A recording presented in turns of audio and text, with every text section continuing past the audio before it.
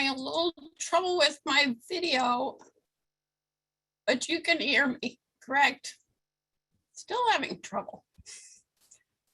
I'll call to order the continuation of the City Council successor agency to the Palm Desert Redevelopment Agency and Housing Authority meeting for August 26th, 2021. Madam Clerk, please call the roll. Thank you, Madam Mayor. Mayor Pro Tem Harnick. Here. Councilmember Jonathan. Present. Councilmember Nastandi. Here. Councilmember Quintanilla. Present. Mayor Kelly. Here. All members present, Madam Mayor.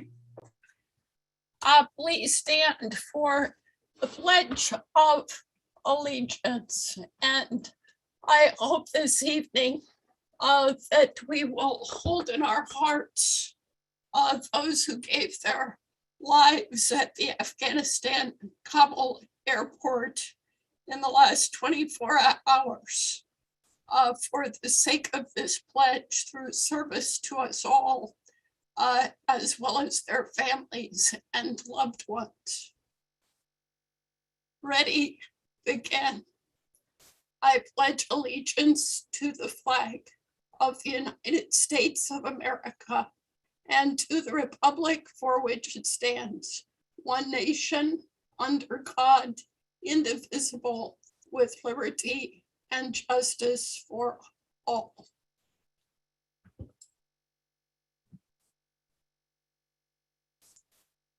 And Councilmember Jonathan has our inspiration invocation today. Thank you, Mayor.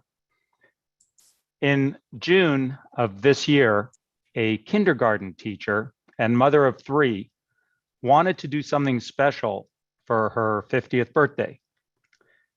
So she chose to give her kidney to a needy recipient. That's inspiring enough, right?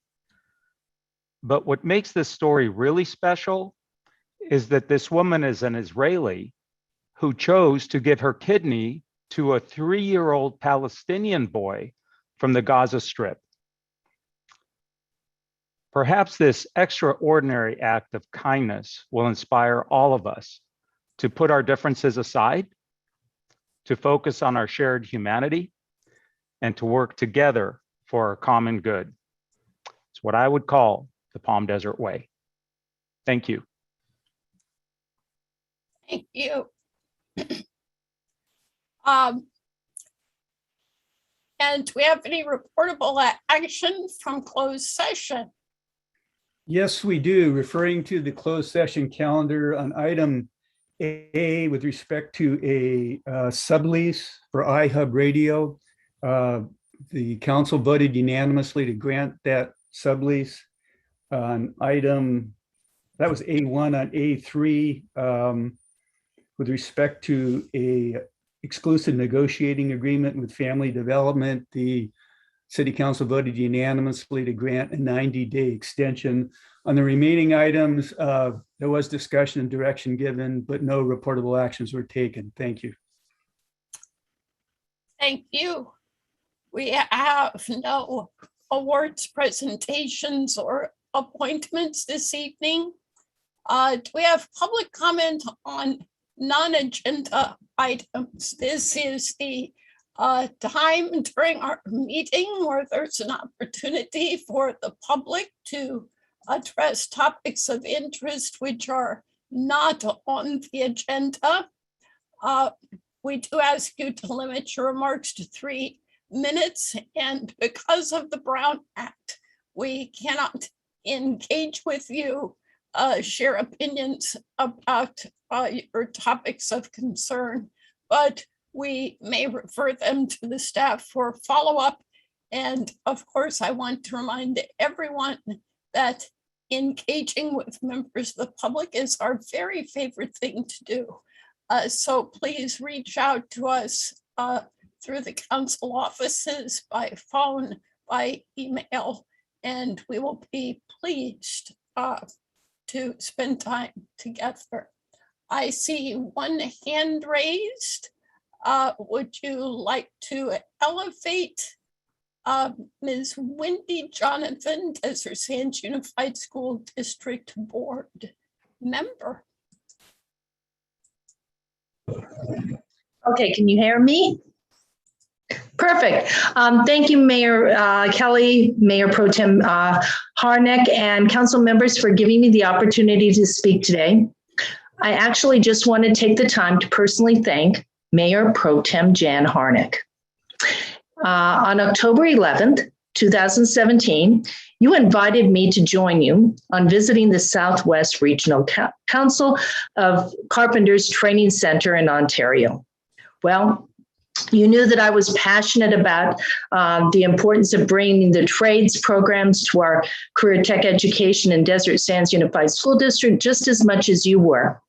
And during that visit, I was able to bring back some literature regarding the programs they offered to our district.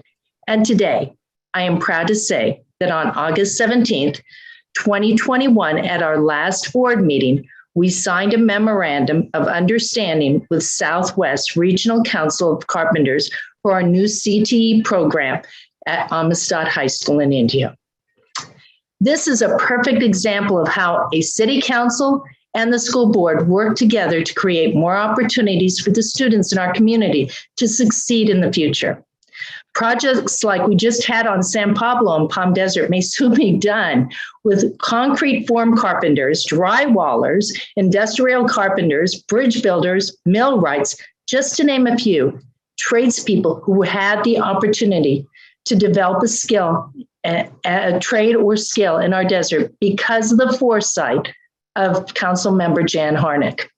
It may have taken us a while, but we finally did it. And thank you, Jan. And I would like to extend an invitation to all of you on City Council to visit Amistad and see what future opportunities we have created for the students in our valley. Thank you so much. Hey, if I may, Mayor? Of course. Quickly, thank you so much for saying that. And just here's a little gem. That was my birthday. And this is about as cool a birthday present as I could have gotten. This is great news. I'm really happy this is happening in our district. Thank you both. And this brings us to the consent calendar. Do any items need to be removed? I'd like to poll item 13 for a brief comment.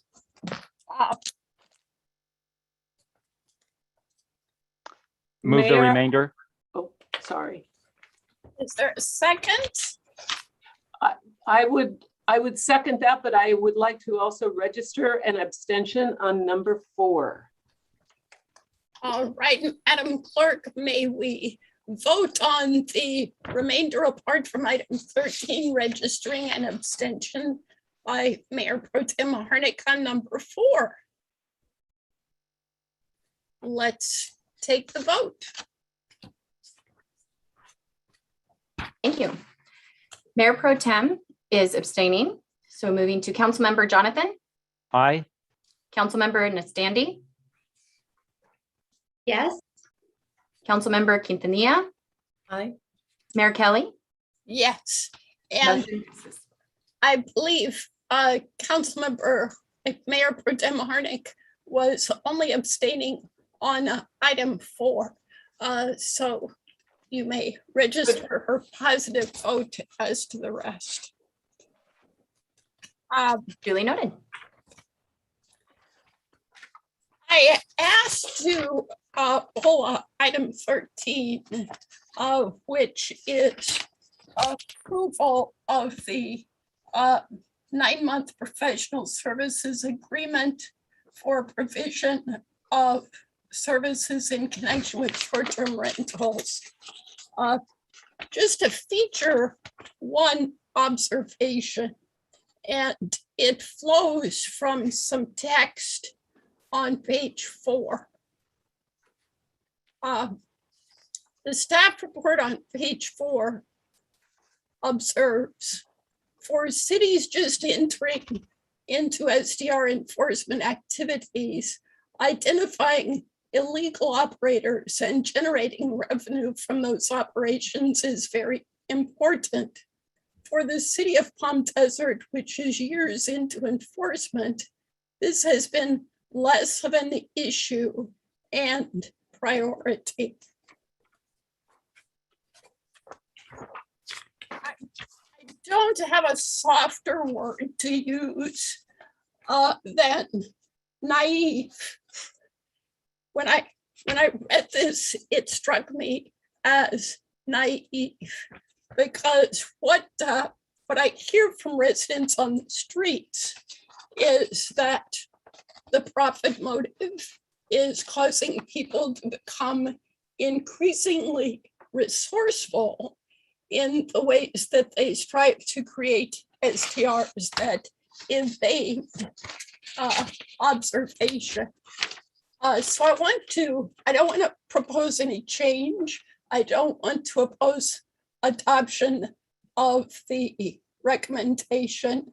I just want to increase staff's awareness that for Palm Desert, it's not so much about capturing missed revenue. It's about making sure that we don't have scofflaws in those regions where STRs are not permitted. And I have connected staff with some residents who believe they have useful information to share. Does that inspire any other comments, questions, or observations? I believe you have someone who wants to speak to this issue. I see a hand up, and I assume that's the case. Yes, we do. Madam Clerk, would you like to elevate that person?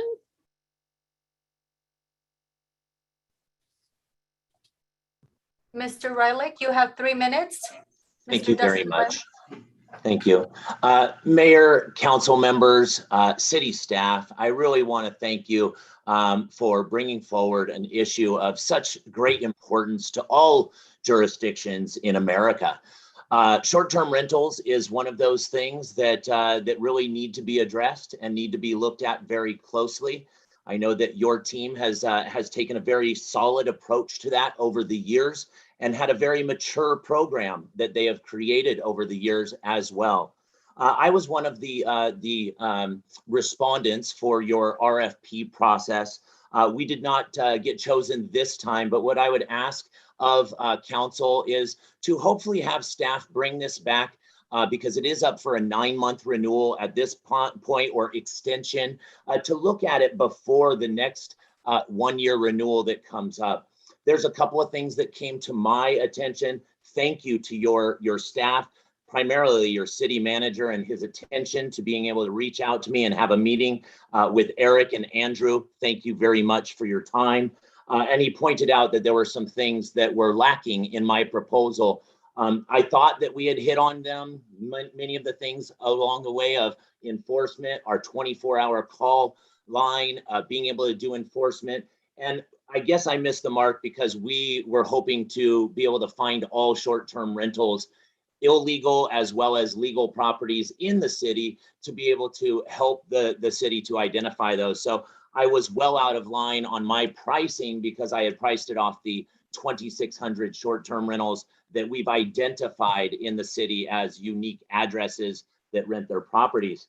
I also know that there was maybe some conflicts along the way. So hopefully, staff can reach out to me and just let me know how I can rectify those in the future because I wasn't aware of those things. So what I would say is your staff is doing a fantabulous job. I love that word. And please keep up the good job. And I would hope that I have an opportunity, because I do not want to stand in the way of progress, that we can have this re-looked at before you renew it for the automatic 1-year renewal come 9 months from now. I really appreciate your time and your consideration in the future, and I'm open to any questions from any of you at any point in time. And I know that your city manager was kind enough to offer up Mr. Seja's time in doing a demo with me in the future. So thank you very much, Todd. I appreciate that deeply.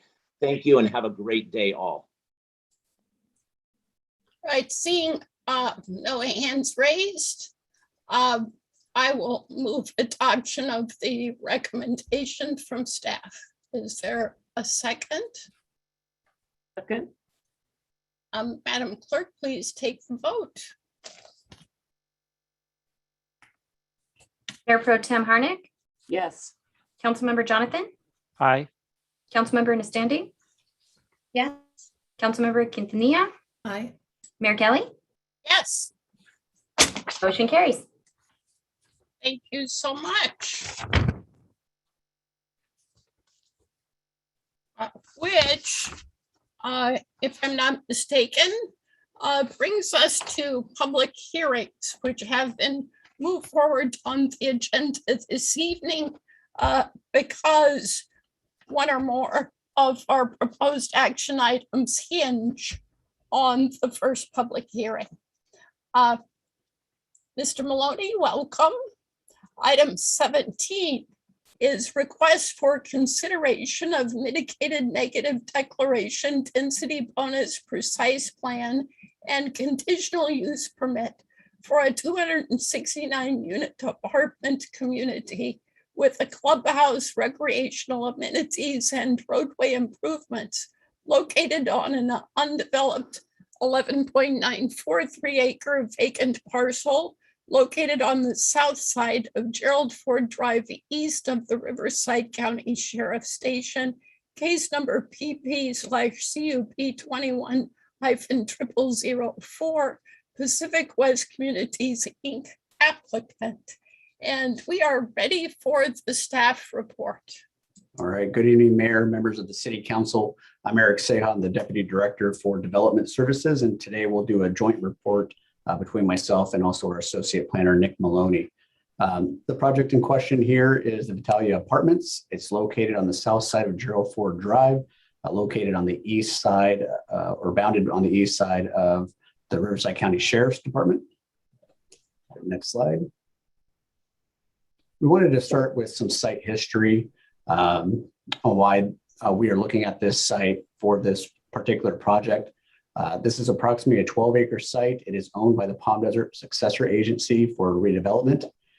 In 2011, with the dissolution of redevelopment agencies, the entire 128 acres was added to the city's long-range property management plan, essentially approved by the state to sell off these lands that were formerly owned by redevelopment agencies.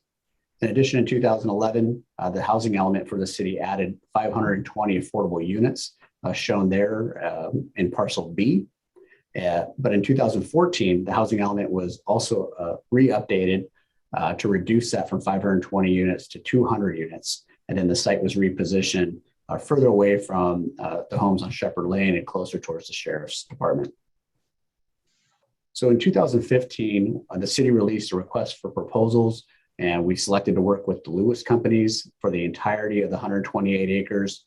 Ultimately, they terminated that agreement and backed out of it because of the affordable housing site. They couldn't make the project pencil for them.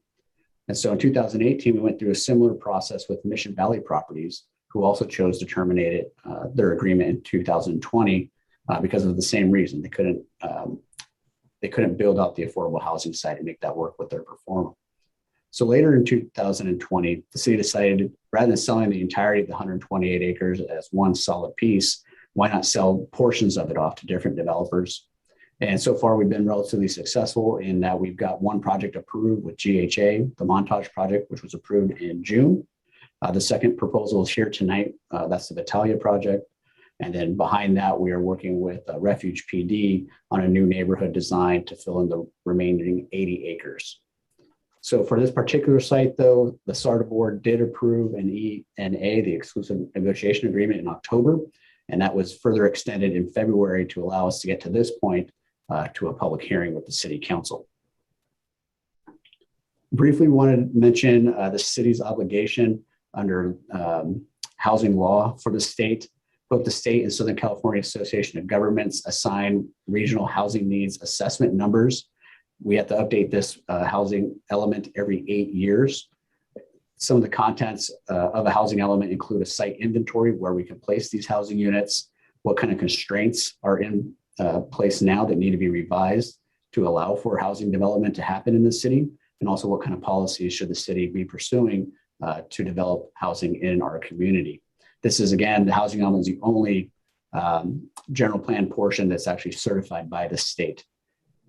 If the city is ever found to be non-compliant with their housing element, the state could revoke city funding, make the city ineligible for grants, and there's also some financial penalties to the city.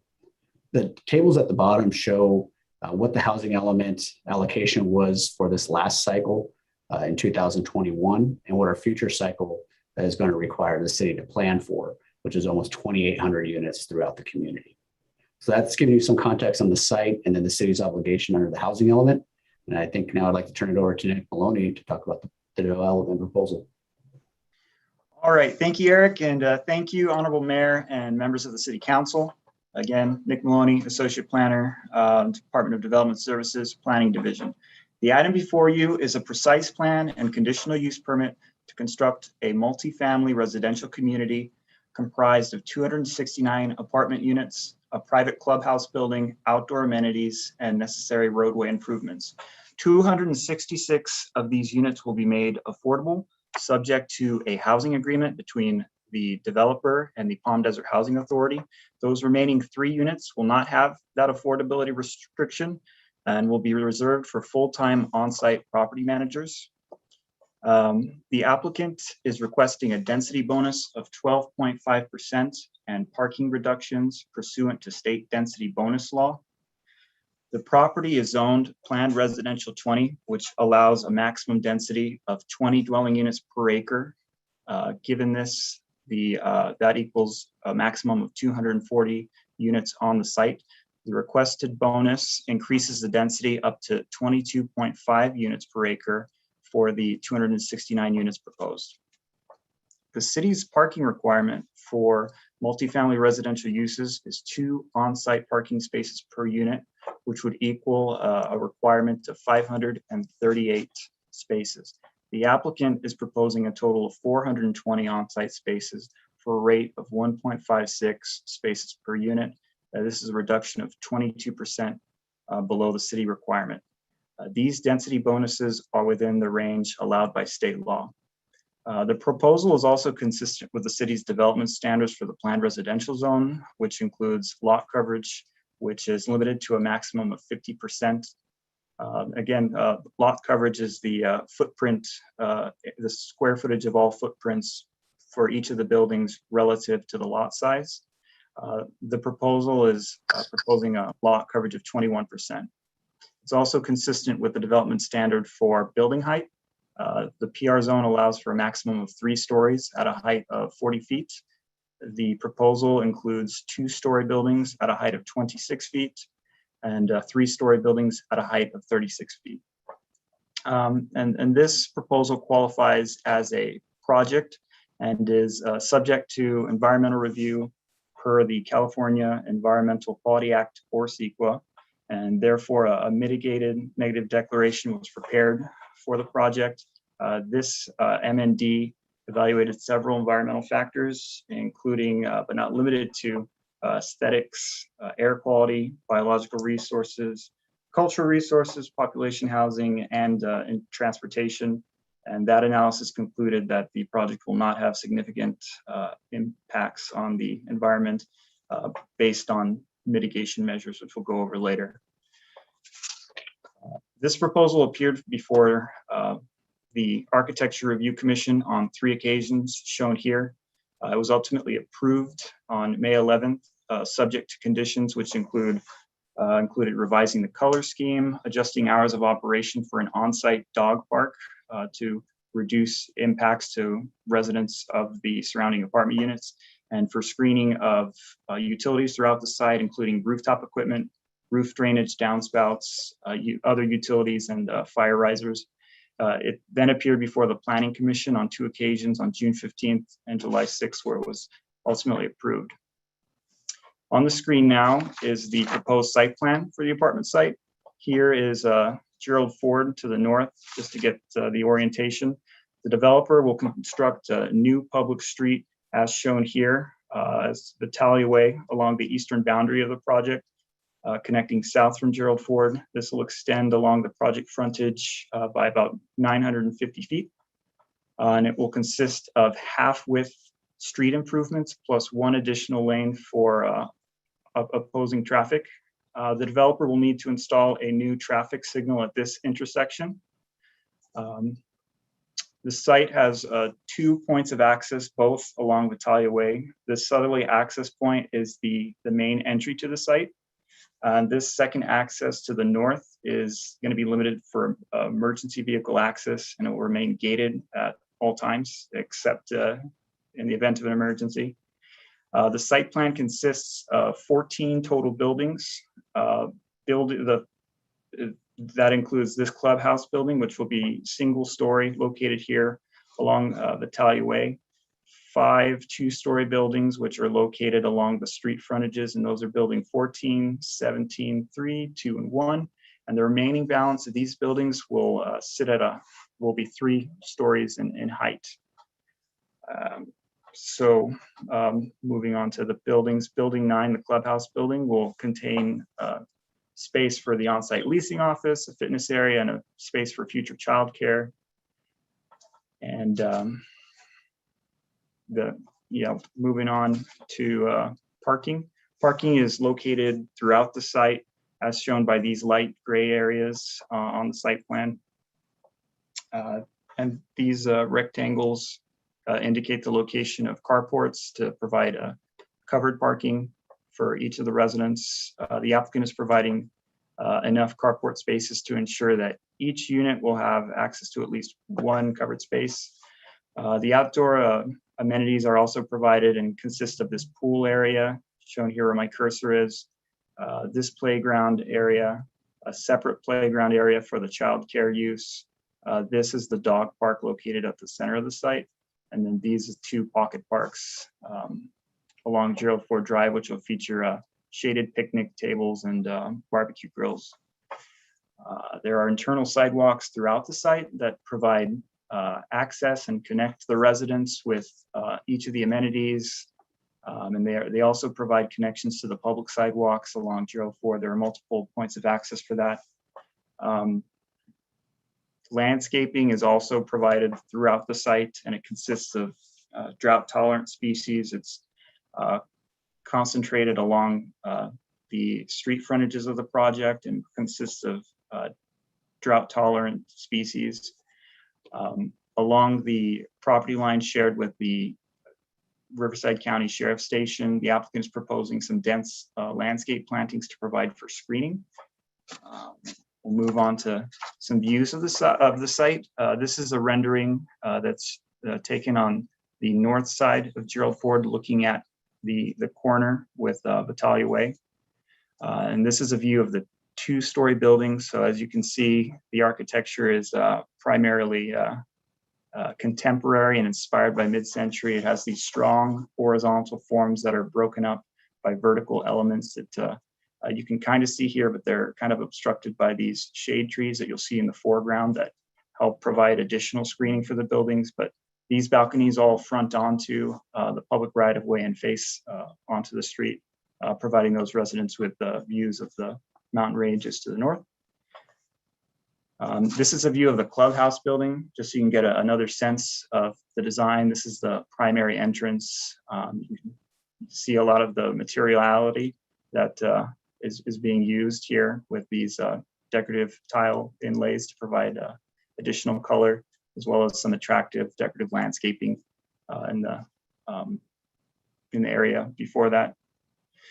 Here's an interior view of the site showing a 3-story building. So you get a sense of the massing and the difference between the 3-story building shown here and the 2-story building, which I kind of covered up with this site view. But it also shows the landscaping that you'll see located throughout the site. This is the landscaping within one of the retention basins. So this is going to be a typical characteristic of what you see. Here's another view showing the large balconies that are provided for each of the units, as well as the building entry. This stairway leads to the second and third stories, as well as an interior hallway where access to each of the units is available. Moving on to a discussion of the Planning Commission. So this item first appeared before the Planning Commission on June 15th. Many residents appeared at that meeting citing concerns over the proposal, and these concerns focused on the height of the proposed buildings with the 3-story elements, the density, concerns over the affordability, traffic, the proximity to the Riverside Sheriff's Office, and the finding that the public hearing notice, which was mailed out to all residents within 300 feet of the site, wasn't sufficient, as residents felt they found out at the last minute. And so given these discussions, the Planning Commission continued the item to the meeting of July 6th with the direction that staff meet with the Riverside County Sheriff to discuss if they had any concerns and to potentially reach a solution, evaluate the need for a right-hand turn lane on Gerald Ford Drive, going eastbound and onto Vitalia Way, and to direct the applicant to set up public meetings with the residents to gather their input and feedback on the design before proceeding. So staff met with the captain and lieutenant for the Riverside County Sheriff's Office station, and we showed them proposal. They did have concerns over the presence of 3-story buildings along the border of the site, finding that these could lead to potential security issues and concerns by providing a line of sight from the apartment buildings into the rear yard of the station.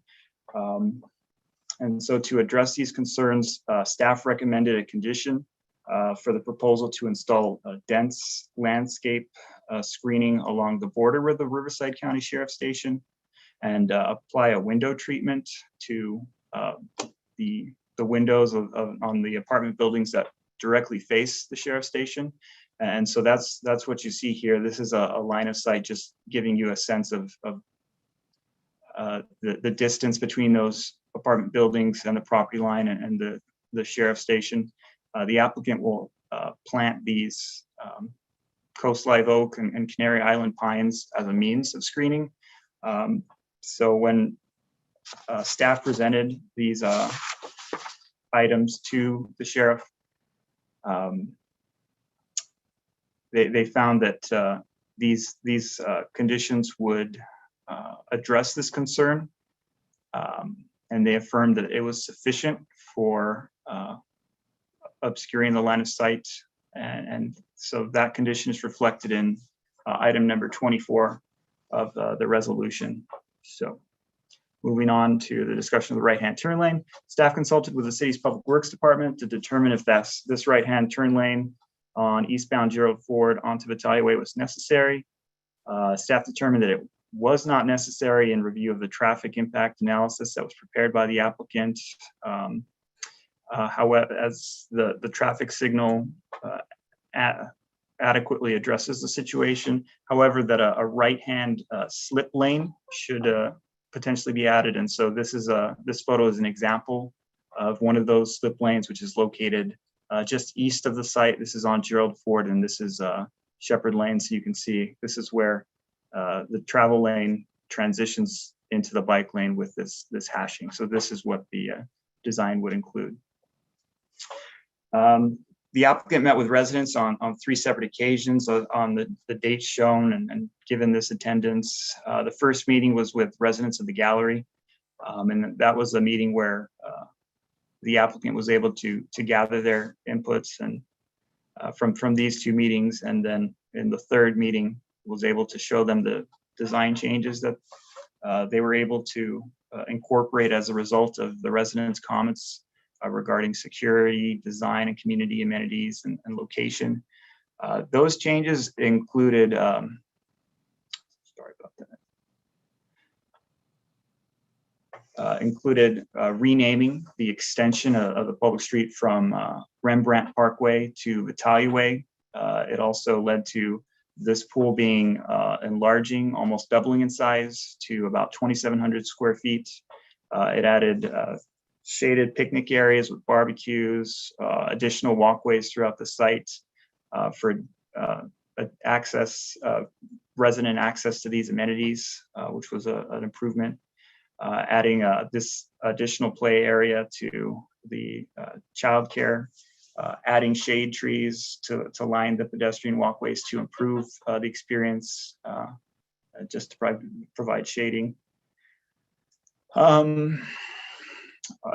This is an example of one of the shaded picnic areas that was incorporated here between the buildings along Gerald Ford Drive. The applicant also expanded the amount of landscaping along the Battaglia street frontage just to help screen the buildings further. And they incorporated this block wall design to also assist with screening. They've also incorporated operational measures for security and that the developer can go over. So in response to hearing these changes, the Planning Commission voted unanimously to approve the case. But with that said, residents at that same meeting voiced additional concerns, which I'll briefly go over. One is the residents are concerned about the proximity of the project to existing schools. The Palm Springs Unified School District provides schooling in the area. The nearest schools are shown here on this table. These distances are taken as a straight line. However, driving, of course, is a further distance. However, busing is available for elementary and middle school students. It is not available to high school students. The school district owns a 25-acre site on Gateway Drive, south of Dick Kelly Drive, which is proposed to be developed as a K-8 school at some point in the future. However, there are no plans to develop it at this time based on current enrollment demand and the amount of development in the area. However, in the future, as additional development comes online, staff will stay in consultation with the Palm Springs School District and their facilities team just to update them as a part of their analysis. Another concern that residents raised was about the project's location in terms of access to amenities, commercial amenities, offices, medical offices, and more importantly, transit. Sunline provides bus services in the area. There are no existing public bus routes or services providing direct connections within walking distance. The nearest lines are shown here on this map provided by Sunline. This is Route 4 on Monterey and Bob Hope, and then Route 5 on Cook Street. The Route 4 is about 1.6 miles away, and Route 5 is about 1.2 miles away to the east, and there isn't a direct access. Given that the area has not been built out, the demand is not there at this time for Sunline. However, they do consistently reevaluate the locations of these routes and determine where new bus routes are needed. And so staff will continue to coordinate with Sunline, updating them as new projects come online to determine where that demand will occur. There was concern with the environmental review. However, the MND provided that there are no significant impacts given the mitigation measures, which include the traffic signal for one. Staff circulated the MND beginning on, I believe, May 1st for a 20-day period, and staff did not receive comments. The mitigation measures and findings of the MND will be monitored through the mitigation monitoring and reporting program, which is included with the agenda packet. Another specific concern that was raised about the location of the helipad and the potential to create noise impacts on the residents. Staff, in consultation with the applicant, analyzed this and found that the existing helipad was thoroughly evaluated when the sheriff's station was first approved in 2008. under that mitigated negative declaration and found that given the intermittent use of the helipad and the distance that is shown here, this helipad is 446 feet away from the nearest apartment building. Given these two factors, there will not be a significant permanent impact on the residents due to this helipad. So that is not an issue for concern. And so for your consideration tonight, we're asking you to adopt a mitigated negative declaration for the purposes of CEQA that includes the mitigation monitoring and reporting plan, the approval of a density bonus and a precise plan and conditional use permit to construct a 269 unit apartment community that includes the 100% affordable units with the exception of the 3 managers units. And that thing also includes the parking reduction per state. And so staff would recommend that the City Council adopt resolution number 2021-57 to make the findings to adopt the MND and the monitoring and reporting program, and to approve the precise plan and conditional use permit, including a density bonus for the development subject to the conditions of the resolution. So that concludes my presentation. I can turn it over to the applicant, who is also on the call, including their development team, which includes their architect, their civil consultant, their environmental consultant, landscape architect, as well as their property management team, which I forgot to include here. But that concludes my presentation. Thank you.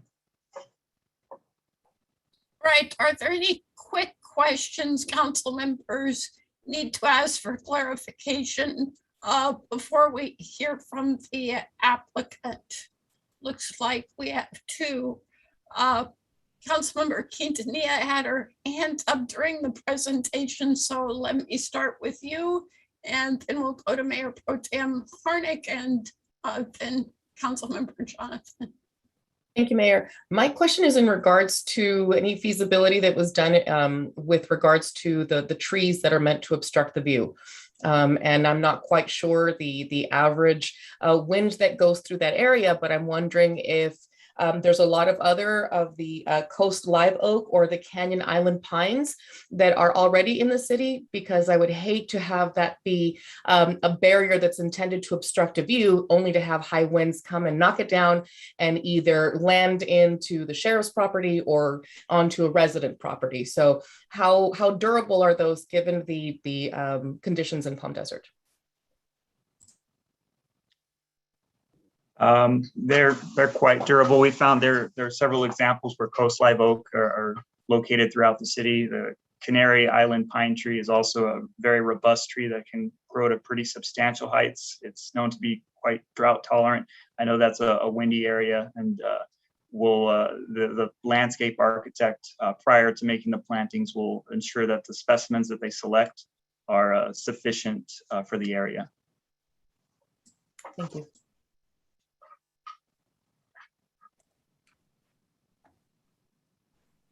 Mayor Pro Tem Harnick, you're next. Thank you.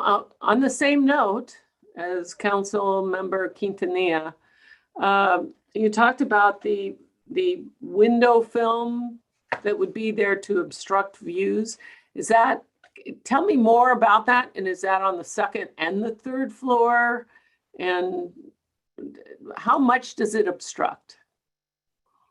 Yes, I don't have too many details on that at this time because the specific film or treatment has not been selected, but the goal of that would be to obscure the views. It could either be, my thought is something frosting the hallway windows just to ensure that residents don't get a clear view out of the window, so it would obscure so that it wouldn't block out light completely, but it would obscure the view so they couldn't see that. So are those are all hallway windows on the 3rd floor facing the sheriff? Some are hallway windows, some are windows to living areas, some are also bathroom windows. It is anticipated that would be applied to at least the hallway windows in the common areas, and we'll have to select a treatment that works for the living area windows for each of the residential units. Okay, thank you.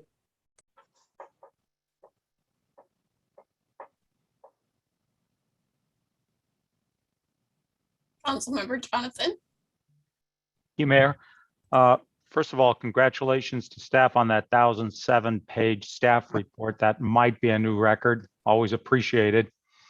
Few quick questions as the mayor prescribed.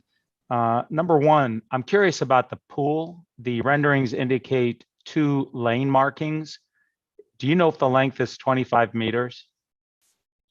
I do not have that information. Okay, I'll save that for the applicant. So why no right-hand turn lane? There's going to be more development along that street. Traffic's only going to get worse. Why not seize the moment, if you will, and just stick it into the conditions of approval? What's the harm? Well, I'm not sure if we want to add something if it's not totally warranted. I think in consultation with Public Works, they found that the presence of the traffic signal provided enough protection that the slip lane would be appropriate. Okay, and I understand your answer. I guess I'm just looking to the future, not just this project. You mentioned RENA in your report. So I think we're required by 2029 to achieve something like 2,800. Do you know off the top of your head, and if you don't, that's fine, how many we already have, including the city-owned properties? Where are we in relation to the 2,800 requirement? I'm looking to Mr. Seha to assist me with this because this would cover 10% of that in terms of the total, and it definitely hits the affordability categories. But there's also several other developments that are in the pipeline and that we're in discussion with. But Eric? Yeah, so the city controls 1,100 units, and overall we have just over 1,900 that are with the city and then also in private hands that have been entitled. With the RENA cycles, it essentially starts over every 8 years, and we have to plan each cycle to accommodate the next number. So in the last cycle was 400 or 500 units. We planned for those. Now in this next cycle, we have to plan for the next 2,800. Oh, I did not understand that. So 2,800 is not a running total. That's like a new requirement, an additional 2,800 units? That's correct. Oh, I'm glad I asked the question. I didn't get that. Thank you. Wow. Of course, I'm looking forward to the funding coming down from Sacramento to help all of us provide that requirement. And you can further be glad that Palm Desert had 2 representatives at the Skag Regional Council working very hard to keep that number from being less practical than it is. Yeah, I do thank you, because I remember seeing some of those earlier Excel spreadsheets which were, shall we say, alarming. So final question at this point, kind of along the same lines. We have this project being proposed with affordable housing. There's I think at least one other one right near there. Does staff, and the answer is probably no, but do we have like a map of where the current affordable housing is, as well as so existing, as well as approved projects, and as well as projects that are in process in the pipeline? We do have that information. Okay, and if the matter is not resolved tonight, perhaps that can be provided to us, because it seems like we're getting a lot of affordable housing action right kind of concentrated in this one area in particular. So we'll see where we go, but if the matter is continued, I'm not saying it can or should be, but if it is, I might ask staff to provide us with that. Thank you, Mayor. Thank you, staff.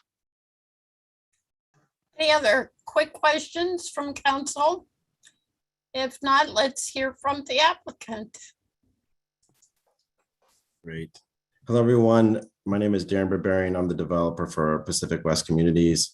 I'd like to thank you all, Mayor, council members. Eric and Nick did a fantastic job representing and our proposed community here. And let me share my screen and I will pop on PowerPoint here. All right. Does everybody see that all right?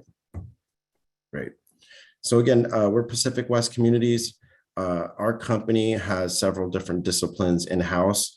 We have real estate development, financing, architecture, construction, asset management and ownership, and captive insurance services. Here's a little map since 1998, where if we've developed our projects. We have over 165 developments throughout the United States, but predominantly in California is the bulk of our affordable units, over 10,000 units. And currently we have about another 5,000 units in production. What we don't show here is we also have our own modular facility factory in Idaho that we developed 2 years ago. We also have 7 charter school facilities and 12 commercial assets. What I wanted to do was break down some of the income levels based on the rents that are being proposed. And as you can see here, the city of Palm Desert has a median household income of $57,578. We have 3 levels of income rent levels. So we have the 80%, 60%, and 30%. And at the 80%, the income qualifying is $63,200 per year, which is slightly over the medium income household. And then the 60%, which is mostly concentrated in this development, is $47,400, and the 30% being at the lower end at $23,700. To give some ideas of some of the largest employers in Palm Desert, which is Eisenhower Medical, the average employee makes a little over $28 an hour, which equates to about $55,238 a year. Just to give you an example of some professions that will be residing here in this community. And others are licensed vocational nurses, administrative assistants, teachers, bookkeepers, bank tellers. Other occupations that are not here are police officers, grocery workers, accommodation, and various others. Wanted to show the waiting list and applicant process. Currently in the county of Riverside, there's a waiting list of over 116,000 applicants that are looking to live in some of these communities. And the city of Palm Desert alone is 7,885, with the caveat that some applicants may be duplicated based on the various communities that are currently within the city. And when it comes to the applicant process, there's a very rigorous process and it's very thorough. And during that application, there are credit checks, there's income verification, background criminal check, landlord references and check. We make sure there's a zero tolerance, and we're audited by the state of California yearly. I just quickly ask, zero tolerance for what? Zero tolerance. A lot of when we were having a lot of our meetings, planning commission, and even meetings with the community, a lot of community members were concerned of criminal activity, drug activity, just activity that is not accepted in our communities. And what we're saying is we have a zero tolerance of any type of that nonsense. And they would be immediately removed. They would be revoked from being able to reside at this community because we do not allow any type of criminal, drug, or any type of bad activity like that. So that's when we say the zero tolerance. So during the many meetings we had after planning commission with the community, we came to many different additions and changes to our plan that was originally presented. And during those meetings, we decided to allocate 20% of the units given first right to veterans. The pool, and Councilmember Jonathan, I'll get you that measurement here, and maybe Paul and Alan, if you could take a look at that, and we can maybe confirm for that when I'm done with the slides. Another concern was the size of the pool. It was actually requested that we add a secondary pool. We didn't have the room to do that. So what we did was double the size, almost from 1,470 square feet to 2,785 square feet. We added more shaded picnic tables and barbecues, pedestrian walkway added between buildings 13 and 14. And the community residents wanted us to change the name from Rembrandt Parkway. So we renamed it to Vitalia Way. We added 2 community monument signs at the project entry and along Vitalia Way at the intersection of Vitalia and Gerald Ford. We added a tot lot play area to the pedestrian paseos, and we actually increased from 2 managers units on site to 3. Shaded trees were added to pedestrian paseos. We have a total of 379 trees that will be planted on site. We made streetscape modifications to the public walkway. We widened it from 6.5 feet to 8 feet. Parkway was widened to 8 feet. And we revised the streetscape layout. We thought it would also be nice to add a fitness trail with 4 exercise stations added along the main paseo. And we removed the tube steel view fence at the perimeter and changed it to masonry wall. We also added security cameras at the entry gate, and the property will partner with Crime Free multi-housing program. You can see here from this plan all the different changes that we made here. So we increased the density of the evergreen to buffer the sheriff station and the project perimeter over here. Shaded trees to the paseos over here. And as you can see here is the pool where we enlarged it to almost twice the size. Shaded picnic area here with a barbecue. We had a pedestrian connection over here. And you can see where we renamed the street to Vitalia Way. Community monument sign is right here, and I'll show you a rendering of the project entry. And then adding of the tot lot next to the child care center right over here. And then the street shade trees that were added to the paseo around here. And then each one of these circles is where we added the fitness trail. So there'll be fitness stations along this paseo here. And then the community monument sign, the secondary one, was added right here. More shaded and picnic tables with barbecue and these 2 locations right here.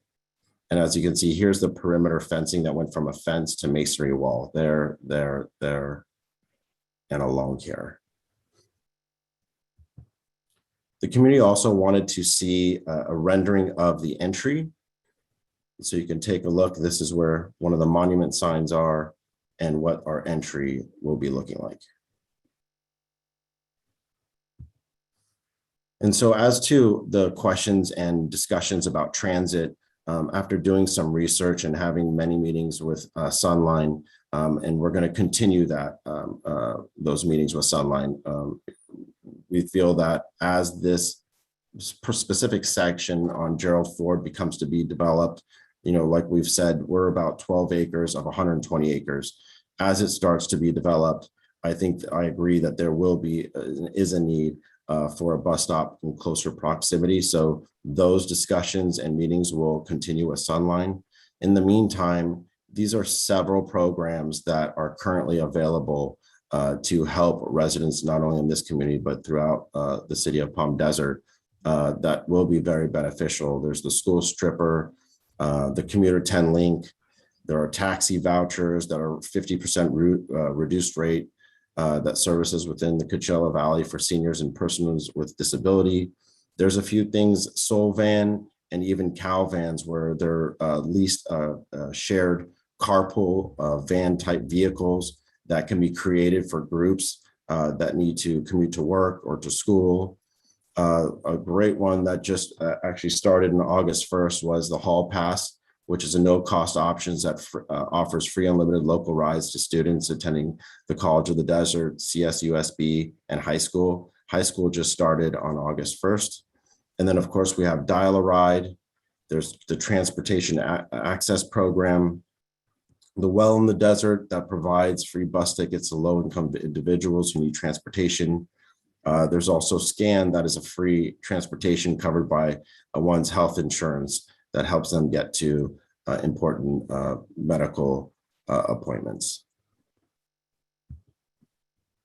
So a few other service amenities that we offer here in this community is we're programming a childcare space. And then also we are required to provide services to the tenants.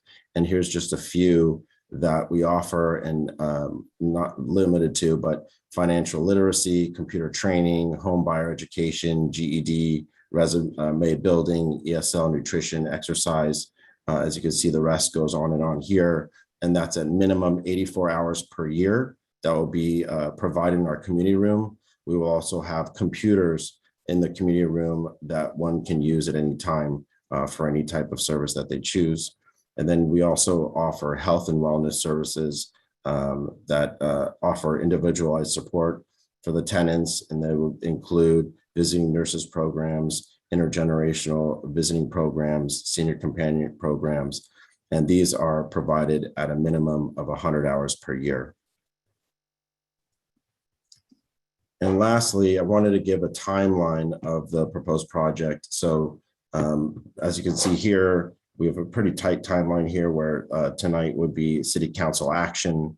And then our financing application is due to the state on September 9th, which is just a few weeks away. The allocation potentially would come in December of 2021. And the start of construction will be in June 2022.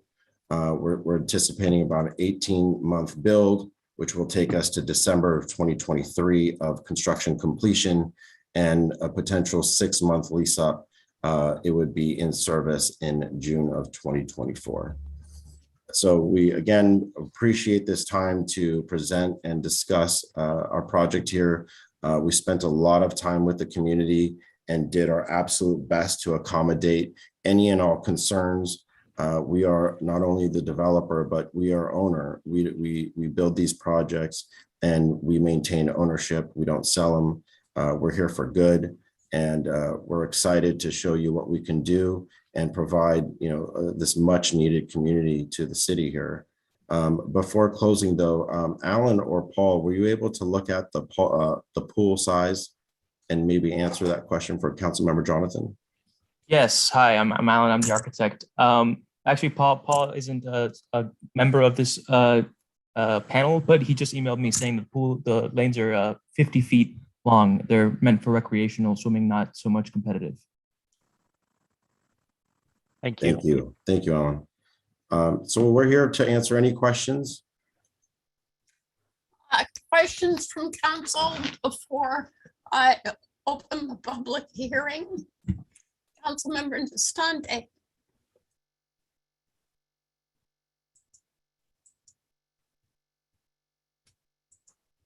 Sorry about that. I couldn't unmute them.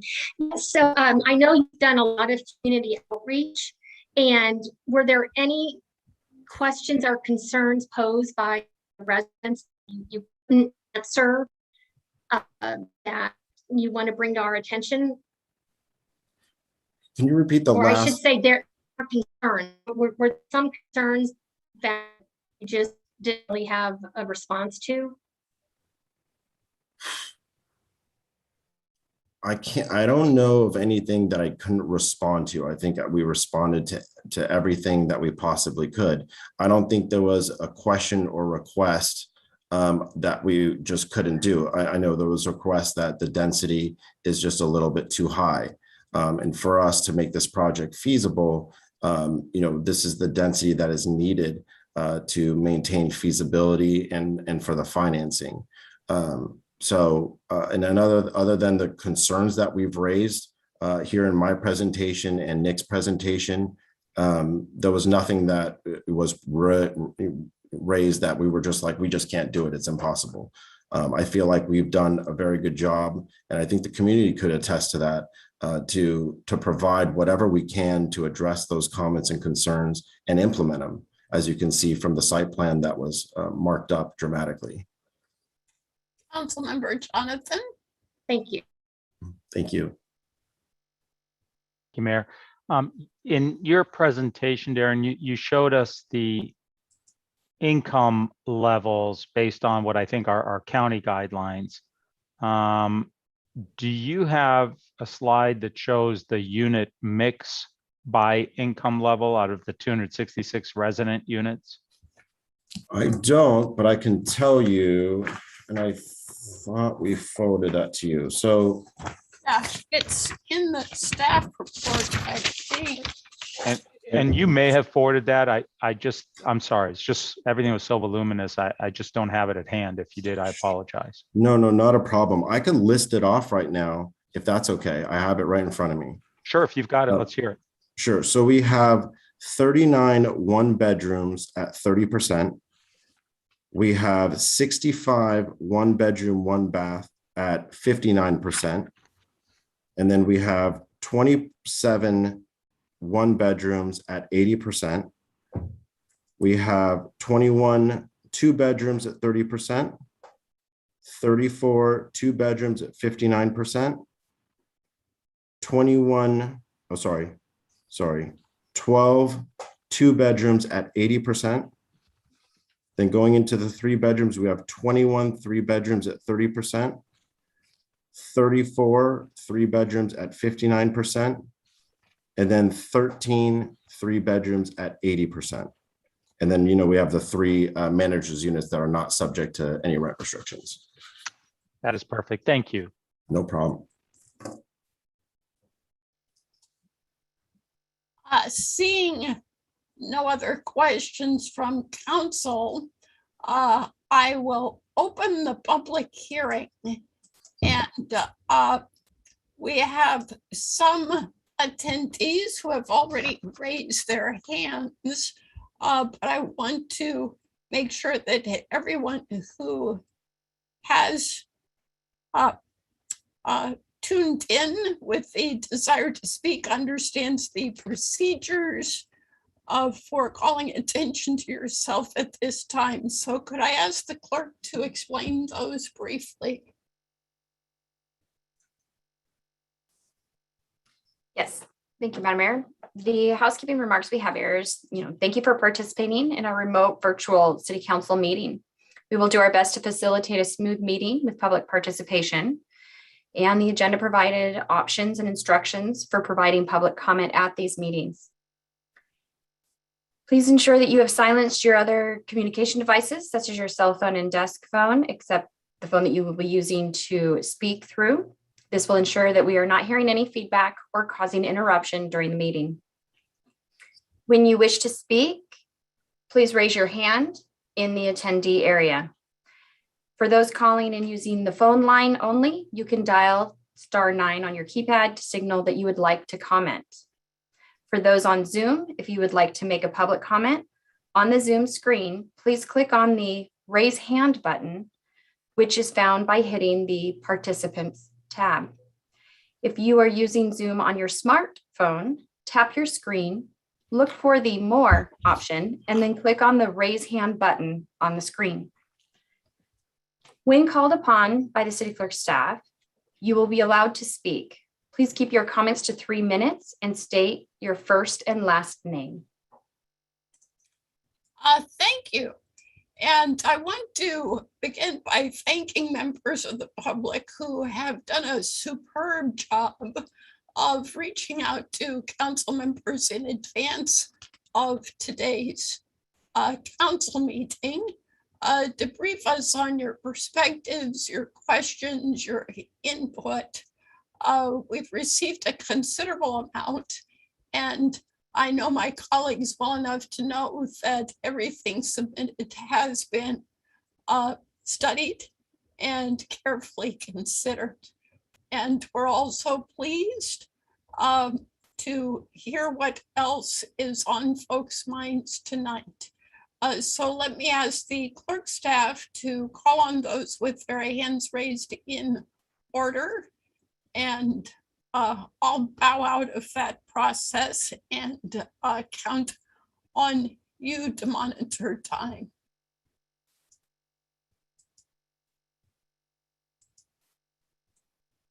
Ms. Heather Beeman, you have 3 minutes. Thank you. My name is Heather Beeman and I own a home in the gallery. And I'm here to speak on behalf of concerned residents from the gallery, Genesis, Scholar Lane, and Windflower Court. We support affordable housing. We support solid, thoughtful development as well. We've approached this project in earnest with the intent of ensuring a high quality of life for all residents in Palm Desert. However, when we look at this project, we're left wondering how this proposed development made it this far. And while we've attended numerous meetings, we've not received answers to many of the questions that we have asked. At most, we get a response that SB 330 ties the hands of municipal leaders. This is not an appropriate response. You should be asking, what can we do? We are asking you as elected officials who have the honor and the responsibility to steward quality development in our city to take a stand. Reconsider the scale of this project given the current level of the town center neighborhood development, reduce the density bonuses and the overall size of the development, and request a revision to the proposed mix of affordable units.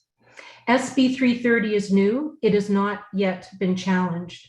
I would like to say that your planning department has put all of us in this position, and that if you agree with our assessment of the concerns that we've raised and our requests, then we're saying that the planning department needs to come up with some options.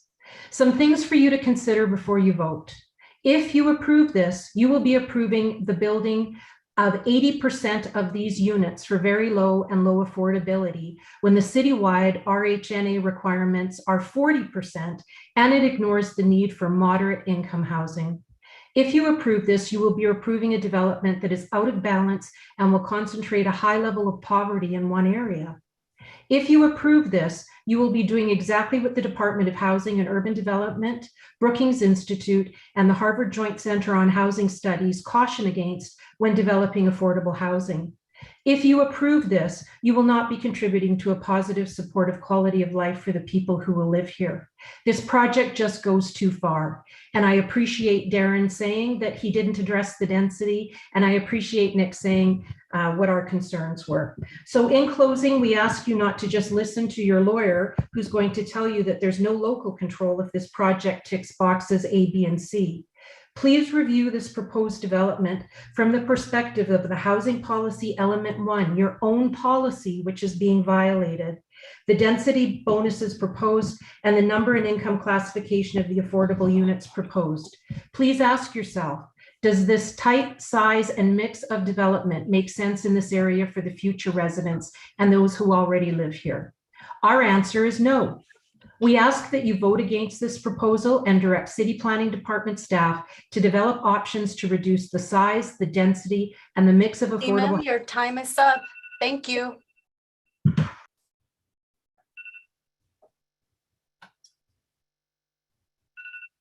Heather Vacona. Ms. Heather Vacona, you have 3 minutes. Thank you. And thank you, Mayor Kelly and members of the council. My name is Heather Vicona, and I'm the CEO of Lift to Rise, an organization that works on housing as a regional plan across the Coachella Valley based in Palm Desert. I'm calling in support of this project. Councilmember Jonathan offered questions around RHNA numbers, and we know that across the Coachella Valley and specifically in the city of Palm Desert, we have a deficit supply of housing that residents can afford. The comment before me just offered that both Brookings and others have made comments or produced research that would invalidate this location of a project. This project is located in a high opportunity census tract, and we all know that housing has long-term life outcomes depending on where you live. The Pacific Companies, in our view, with more than 50 local stakeholders, has done an excellent job of making this project conform as well as possible to the concerns of residents. This type of project makes sense because our communities must be integrated. The city knows, and cities across the Coachella Valley know, that much of their city budgets are generated from transit occupancy tax, which is generated from the labor of low-income folks who make it possible for this to be such a beautiful place to live. And what we know is that those folks do not have housing that they can afford. And it's incumbent upon all of us to create communities where, like was described in the slide deck, that people of all income types and well-respected professions are able to live. So I call and offer my support for this project and encourage the city to move forward with it. Thank you.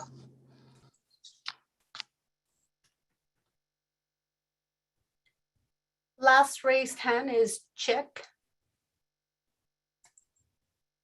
Chick, you have 3 minutes. My turn. Hi, can anybody hear me? Yes. Sorry, Hi, my name is Chicks, and I own the comic book store down the street in San Pablo. And you know, when we signed up for our lease here a couple back in 2016, we were expected that you guys were going to do these streets, which is fine with us. And so that took about a good year for the streets to be worked on and demolition and all that stuff. So our season was taken away from us. And then the pandemic happened. Obviously, we had to shut down. And so now, starting, I think, summertime, you guys put a farmer's market in front of our store. And I'm not just speaking for my store particularly, it's like the whole business here. It's in the middle of the week. I'm all for local businesses, local market. I shop, I support them. I go shop there every Wednesday. But I feel like since the parking spot is so limited now, I think that it's best for them to be on a different day, not in the middle of the week. And also, if possible, a different location, possibly towards Fred Waringmore.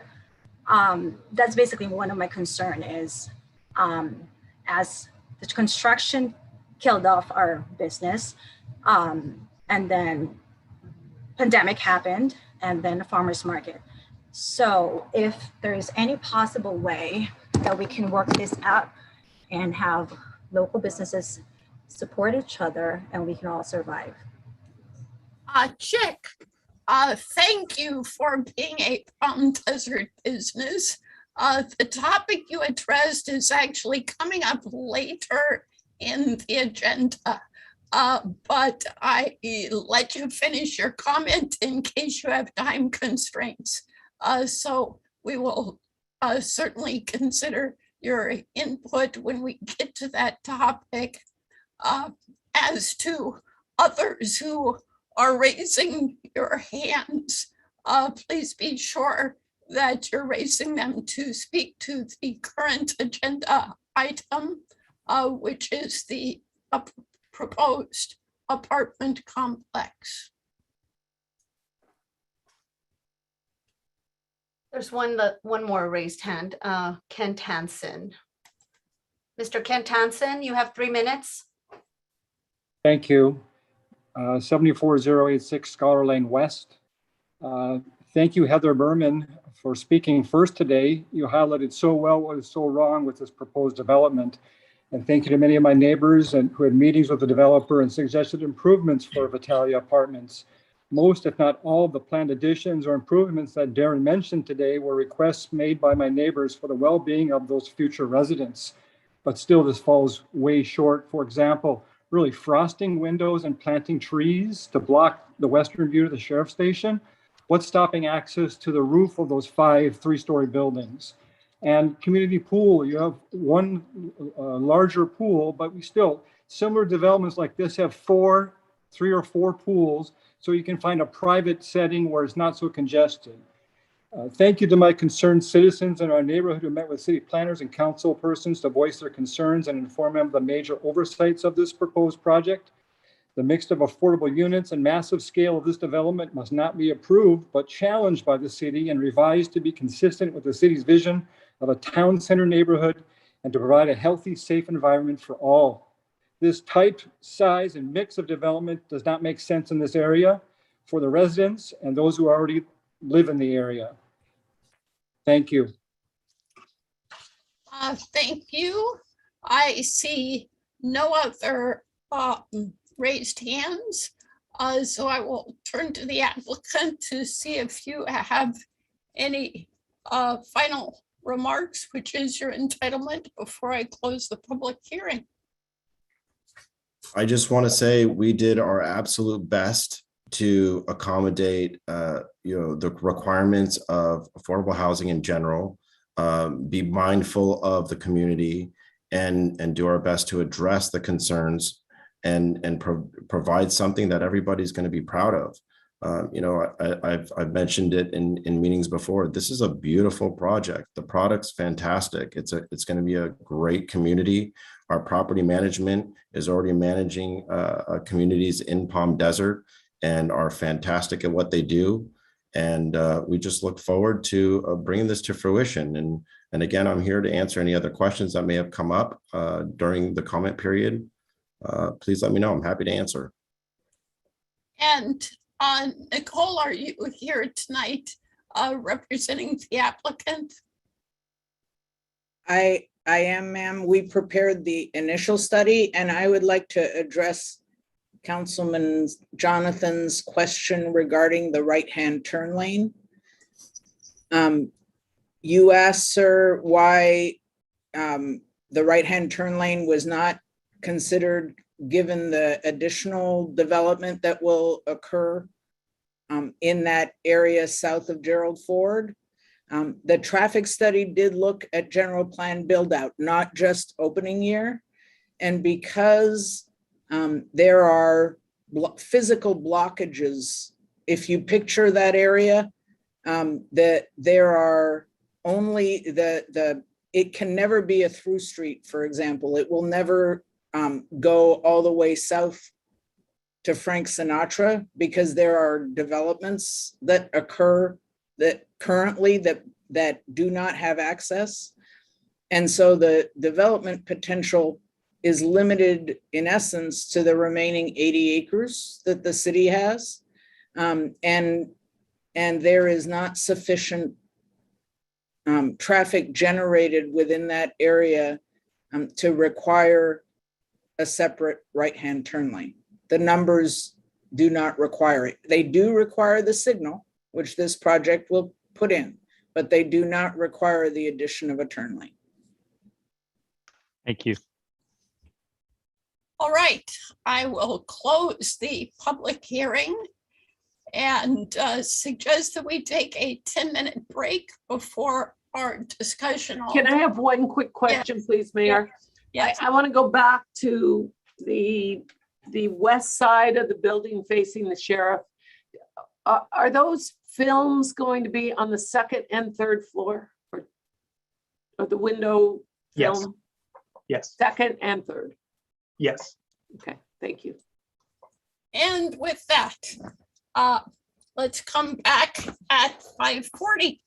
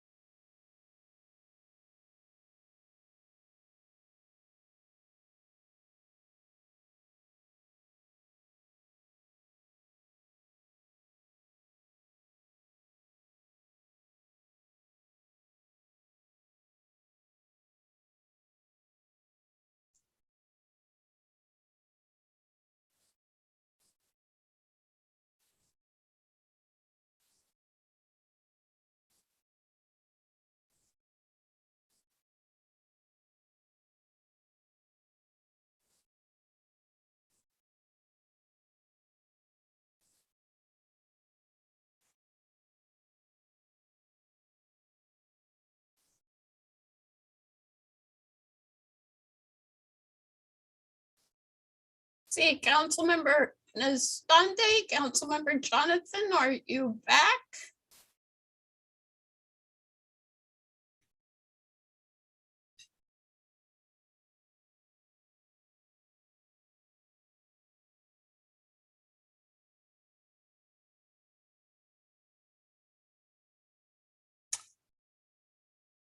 All right, let's be back in session. And who would like to begin our discussion?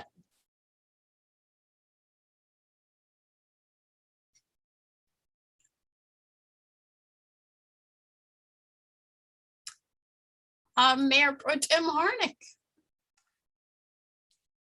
Well, I love the fact that we are stepping up to provide housing in our community for people who genuinely need the housing, who work in our community, support our community. I am so troubled over putting film on windows and thinking that trees are going to be the answer. It's nature. I mean, droughts happen, things happen. Diseases hit trees. I don't see that film on the windows and trees are a realistic solution to an issue that deserves a good solution. I'm really troubled by it, and I hope that we can come up with something that makes sense for it. Thank you. I guess my comment would be that the sheriff's department, because ultimately I would defer to them.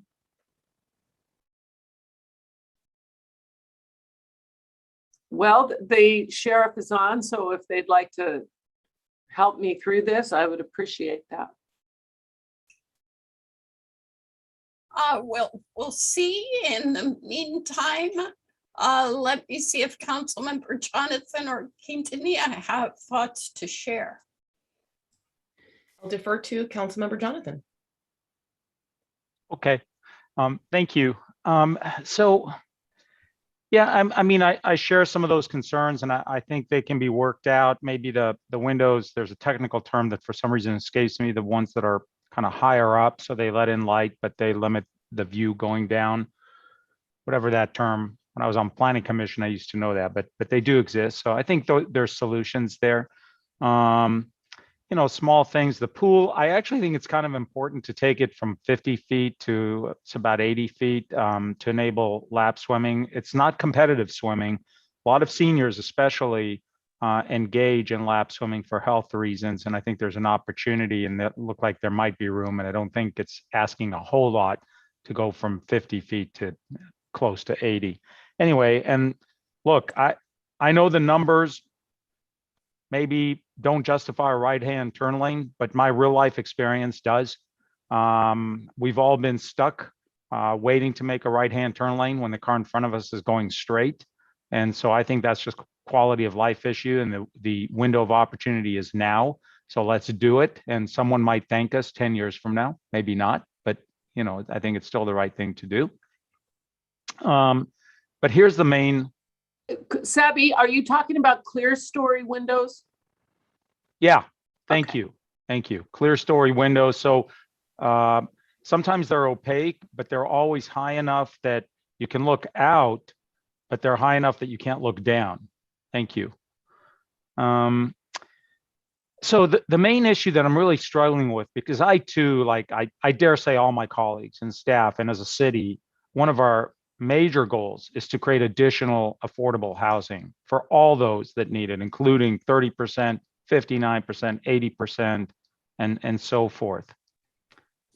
What I'm struggling with is, and it's interesting because Heather Vicona, the CEO of Lift to Rise, who knows a thing or two about affordable housing, more than a thing or two. I've had many meetings and conversations with her, and I so respect her opinion and her insight into this issue.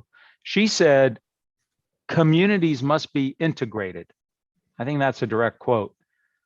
And I couldn't agree more. I think it's so important that affordable housing be integrated into the rest of the community, both within a specific project and within the rest of the city. Because to concentrate affordable housing into a single project or into a single area of the city is harmful, I think, to the residents and of the project, of the affordable housing project, and not in the best urban planning interest long-term of the city.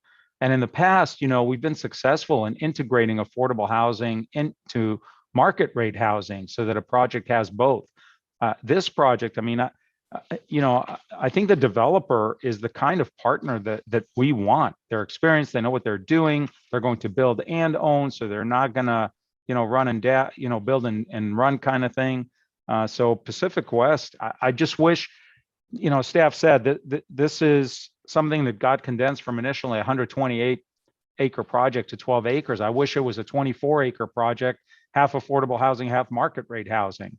And I'm concerned that there's other projects all in the vicinity, all coming together with affordable housing. And I have that concern. I guess where I'm maybe going with this is, and I know the developer is under a time crunch, but I think there's enough time to maybe continue the matter, let staff address those concerns, particularly where the rest of the affordable housing, it feels like we have more in the works, in the pipeline, in that immediate area. And so I'm concerned about the concentration of different affordable housing projects all in one part of the city, close together. And then I'm also concerned about one project of a fairly large scale, 266 residential units, all in one project. So I'm almost inclined to just perhaps suggest that we consider continuing the matter, let staff address those concerns as well as any others, and come back and see if we can take this home. I don't know. I'm open to suggestions and discussion. Can we, the two of us who have not spoken, speak? Or did you have something, Councilmember Nestante? Well, I can save my other comment, but I think it would have helpful staff could have this information already, because I recall correctly, I think the deadline is September 7th, 8th, or 9th. The developers of the county, and that I think that's a problem. And I'll save my. Let me quickly make this suggestion, because I have seen from staff a map which shows the locations of existing affordable housing throughout the city. It's widely dispersed. So perhaps staff could secure that map to display while further comments are being made. Mayor, just to clarify, and I'm very familiar with where our existing stock of housing, that at least the 1,100 units and some of the others that are privately held. I'm concerned about projects that are in the pipeline, either approved or proposed, that are all in the same particular area. And I don't know if staff can put that together, even if it's just a verbal report, if we don't have a map. Great. Councilmember Quintanilla. Thank you, Mayor. I've been listening to all of the comments and taking a lot of the very passionate neighbors that were speaking on behalf of all of their different concerns. And I'm really happy that we were able to go back to staff. Mayor Pro Tem and I were engaged in one of those meetings, as I know the rest of you were as well. And the concerns that we heard, we passed on to staff. And I think that staff did a great job of explaining where those issues were addressed. And I think that not only do I have my own knowledge of what I'm trying to find the best way to combine all of this into one one expression or make it concise. As somebody who could afford to live, as somebody who qualifies to actually live in affordable housing, I'm uniquely qualified to tell you how many times, honestly, I would have considered moving if I were able to. I know we've heard it from Lift to Rise, and we heard it from their employees at the different planning meetings, because they're the ones processing the applications for folks behind on rent. So we know that we do have a dire need for affordable housing.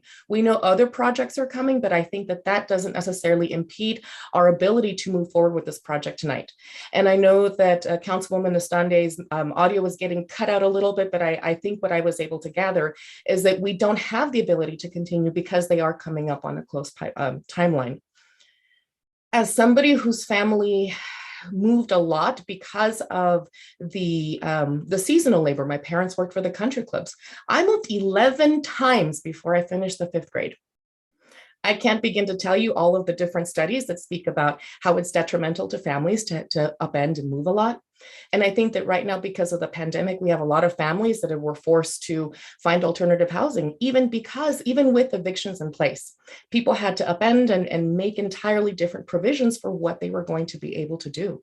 And I think that it's imperative for the city to act now instead of later to ensure that we are able to provide for our residents, for the people that work here, for our future Cal State students. This meeting, I met with the dean at Cal State San Bernardino's Palm Desert campus, and we talked not only about the students that are here, and a lot of them are already Coachella Valley residents, but they would love to be closer to the campus. They would love to be able to take those late classes. And they mentioned how many students are commuting to San Bernardino, but if we are able to support housing and help them build their student enrollment, that will get us closer to being able to build Cal State Palm Desert. So it's a domino effect that will lead us towards the growth that we really are depending on. And I also would like to echo my support for that right-hand turn lane. I take that drive home a lot on my way to turn up onto Portola. And I can tell you that everybody coming down is speeding until they get to Monterey, right before the sheriff's station. They slow down and then they continue on their way. And I think that it would be for a safety reason for people either trying to just zip on closer to the 10 corridor, or because we may have a crisis situation where law enforcement may need to speed through there. I think it's imperative for safety that we open up that turning lane. Thank you. Mayor Pro Tem, may I take a turn? I think you may.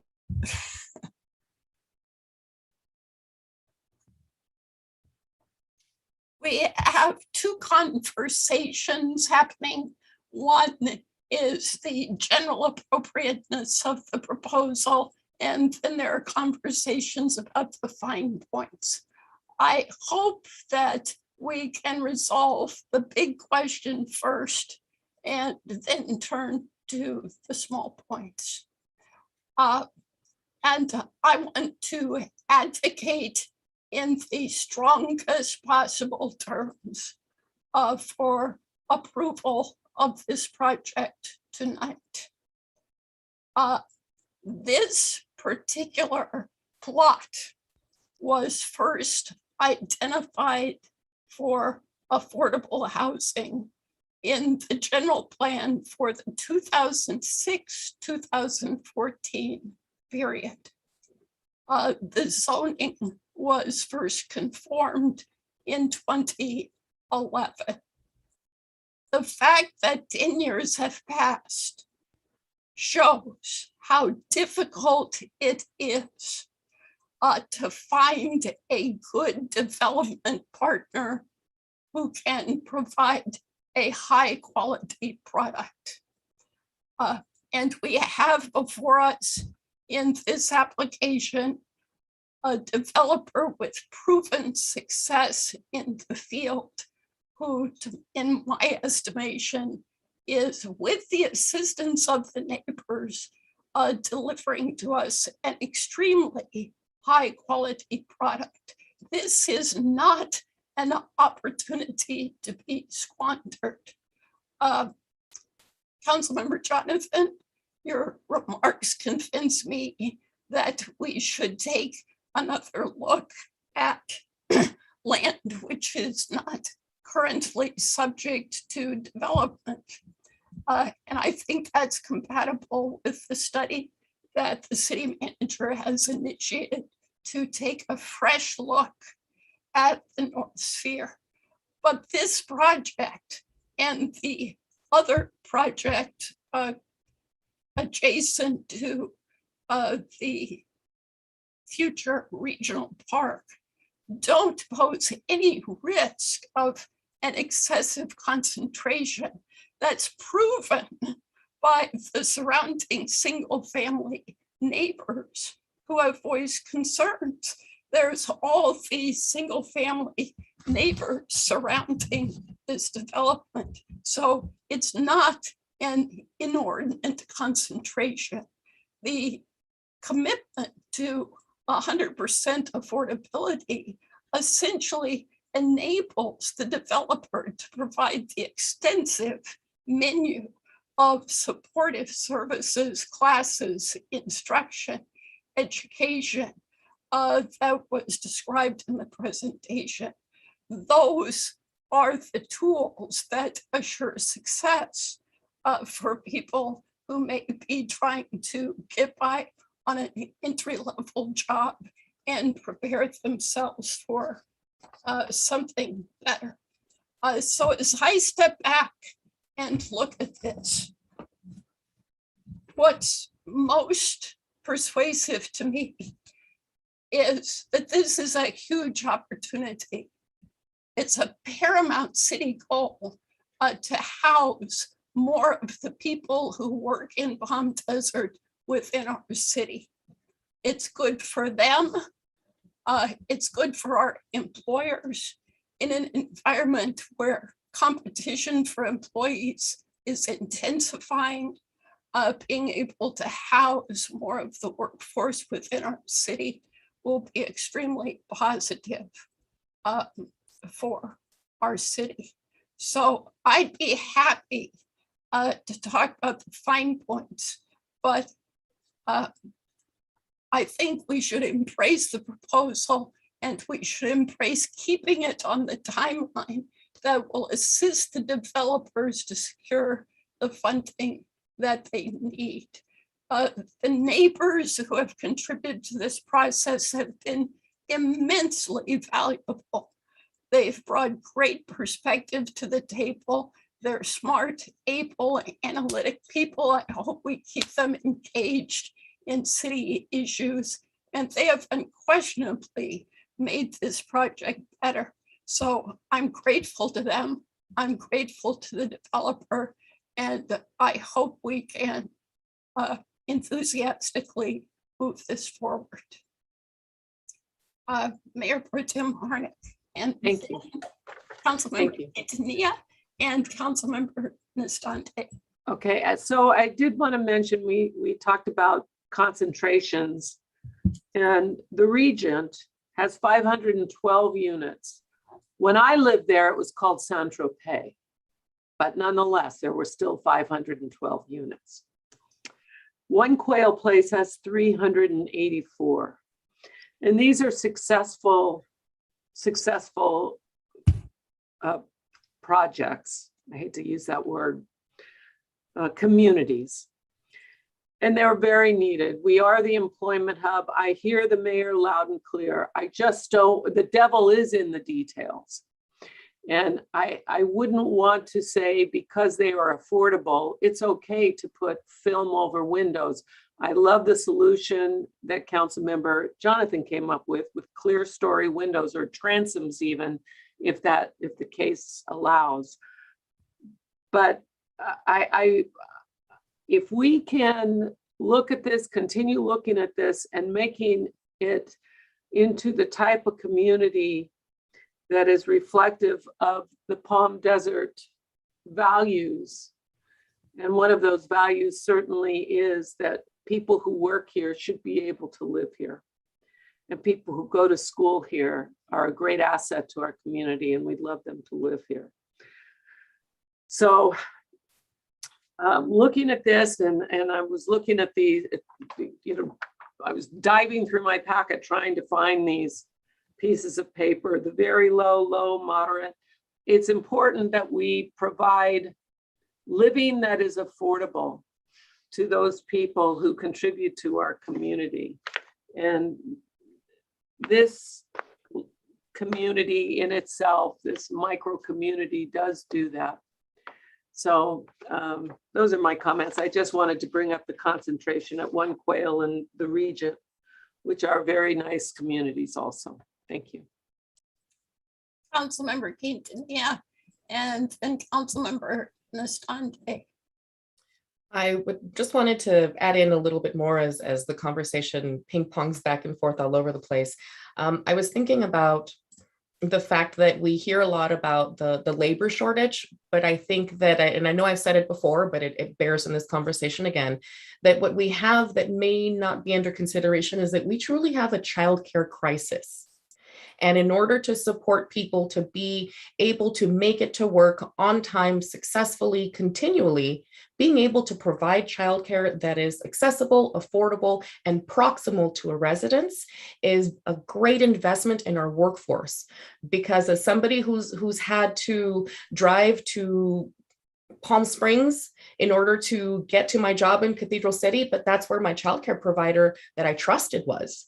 And all of the carbon footprint of that, number one, the economic footprint of being able to know that you have a steady, reliable employee that's not going to be struggling with whether their niece can be reliable to watch them, or whether your eldest child who watches your kids now has a change in their courses and now can't watch them this term. So all of these are very realistic limitations that our workforce is currently facing. And again, we've said it before, people's childcare providers may be either shut down as a childcare center when the COVID crisis hit and things were closed, or it may have been their loved one that passed away was the childcare provider. So it is imperative that we approve not only this project, but I think projects that have these kinds of features, that it is not just a project development, but it is building of a community. And I think that the neighbors across the way have been absolutely instrumental in advocating for the needs of the residents and knowing that this should be the kind of future development that we keep looking at. Thank you. Councilmember Nastante. Yes, I just want to say here, I wholeheartedly support all the comments you have made, and Councilman Cantanilla and Councilmember Hart, all positive comments. I understand Councilmember Jonathan's concerns. I just hope we all can come to agreement and move this project forward. Keep in mind, if we don't approve this project, it's going to end up happening. The state is already trying to pass legislation taking away local control for affordable housing. We might not have this opportunity again to get input from our residents, which we value, and input from staff and us as a council. B9, for example, comes law. It will take away the rights of our city and our residents to have input for affordable housing. The state will just tell us, we're going to have this built in your city and our input won't matter. And so I think really this is a good opportunity to waste, because we have a wonderful partner in Pacific Homes.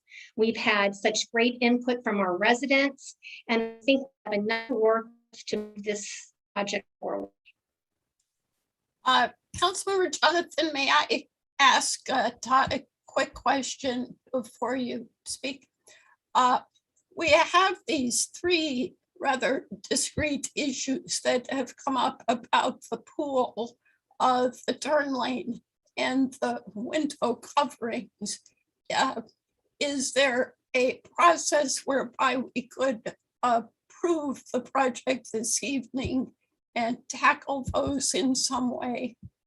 Yes, I think there is.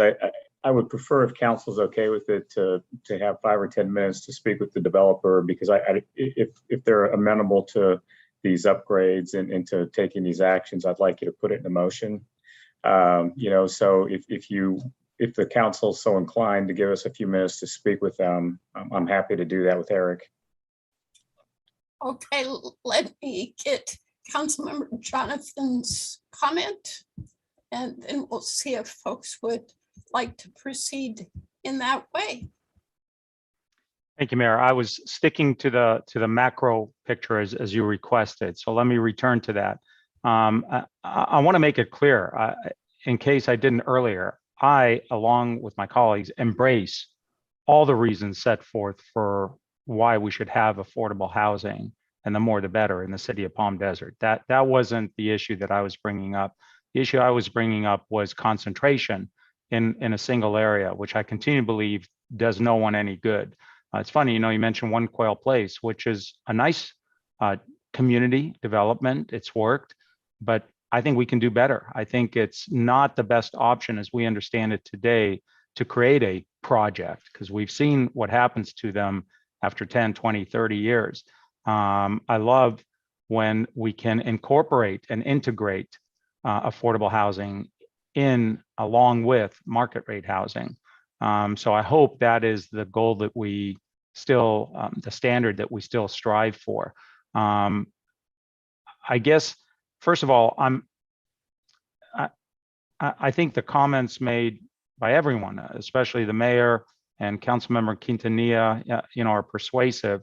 I just want to make one last stab, not make, but just make sure and ask staff, is there anything we're not seeing? I mean, tell me we don't have 2,000 affordable housing units in the pipeline within a square mile. I just don't want to be surprised at our next council meeting by something that might have informed our discussion today. Is there anything that we need to know in terms of concentration coming down the pipeline? I think the one main project that we're currently negotiating is the Palm Communities project, just east on Gerald Ford, the Millennium Project. There are other sites in the Northern Sphere that have been identified as affordable housing. The mayor is correct. One of the things that we've asked CB Richard Ellis to do is take a look at the Northern Sphere to make sure that, see if they would recommend any tweaks to the plan. We've got additional property that the city still has some control over, mostly that 140, 170 acres off of Frank Sinatra, that we really think that, we are going to be compelled to readdress the housing element anyway in the next month or so. And so the idea has been, should we revisit the comprehensive plan, the housing element, and sort of have a conversation with the city council in a more structured basis once we get that CB Richard Ellis study, and once we have to update the housing element. So that is going to be a project. It is a project right now. You're just not going to have the results and recommendations for that for another 60 to 90 days, most likely. So I think all those things, but those are the two main active projects in this particular area. There are other sites identified. Those may or may not change once you get the report back and have the opportunity to debate the housing element. Okay. All right.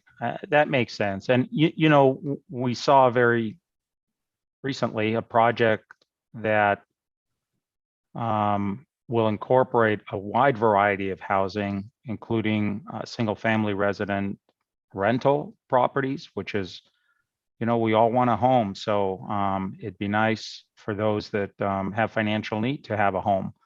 We do that with some home ownership programs that the city manages.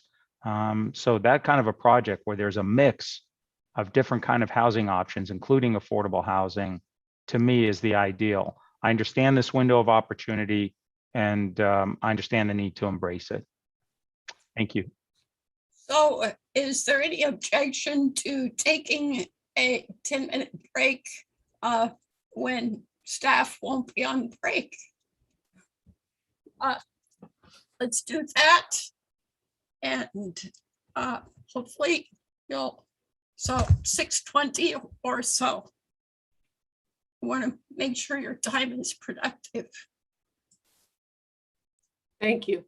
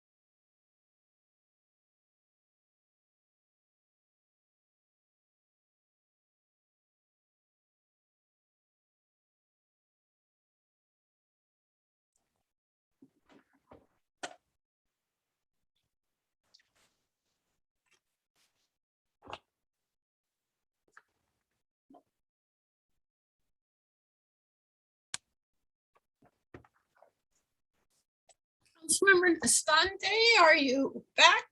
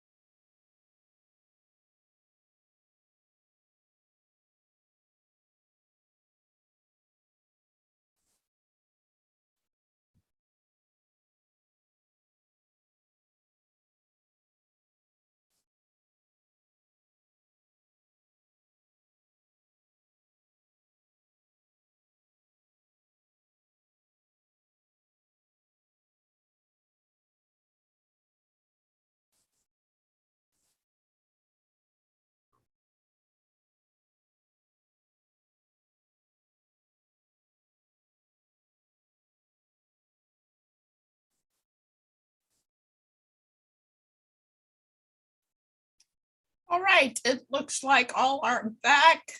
Mr. Heilman, anything to report? Yes, thank you, Mayor. We did have the opportunity to meet with Mr. Barbarian and his team. I think they've got a response to all of your concerns at this point regarding the pool, the turn lane, and the window solution. So I'd like to ask staff if we could elevate him and Alan, the architect, Alan Darpini, I believe, to address those concerns. But I think he's got solutions for you on all three counts.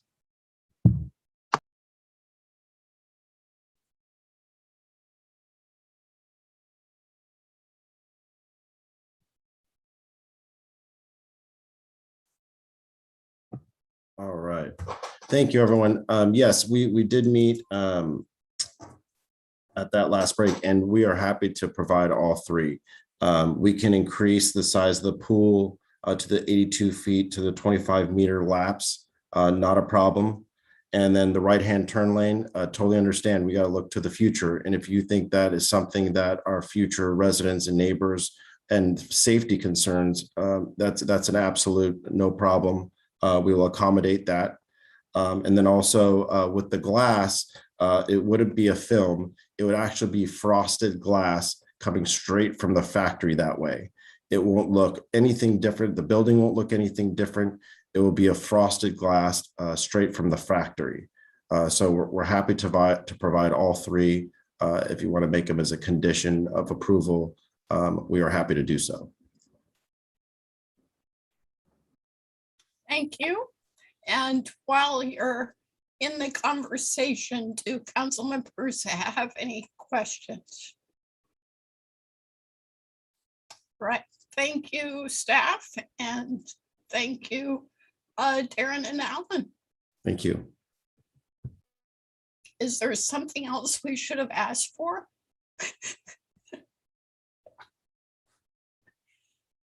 Is this where we ask for a pony?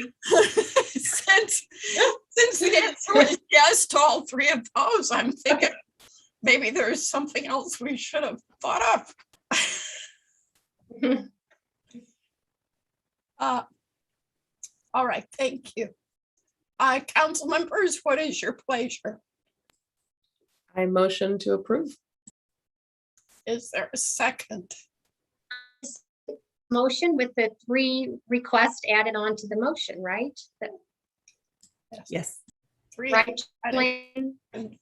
No, 82 flat pool.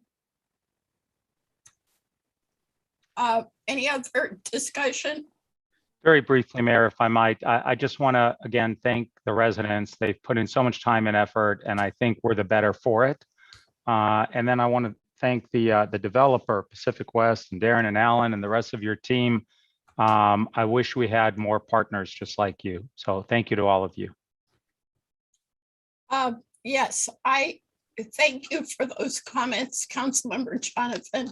I do want to affirm for the residents who have been engaged in this process that you have positively, absolutely made this a better project. And when you're new neighbors move in will vouch for that, so that they can thank you. You've raised important questions. When it comes to things like transportation in schools, there's an inevitable chicken-egg problem. They don't build the schools or set up the bus stops until the people are there. So those are very valid questions, and I want to assure you that your city will stay on top of those issues, advocating for the educational and transportation services that these residents deserve, and quite frankly, that you deserve. And as the area is built out, it will help you as existing residents to receive interest from some of the walkable destinations that we would like to create in this area.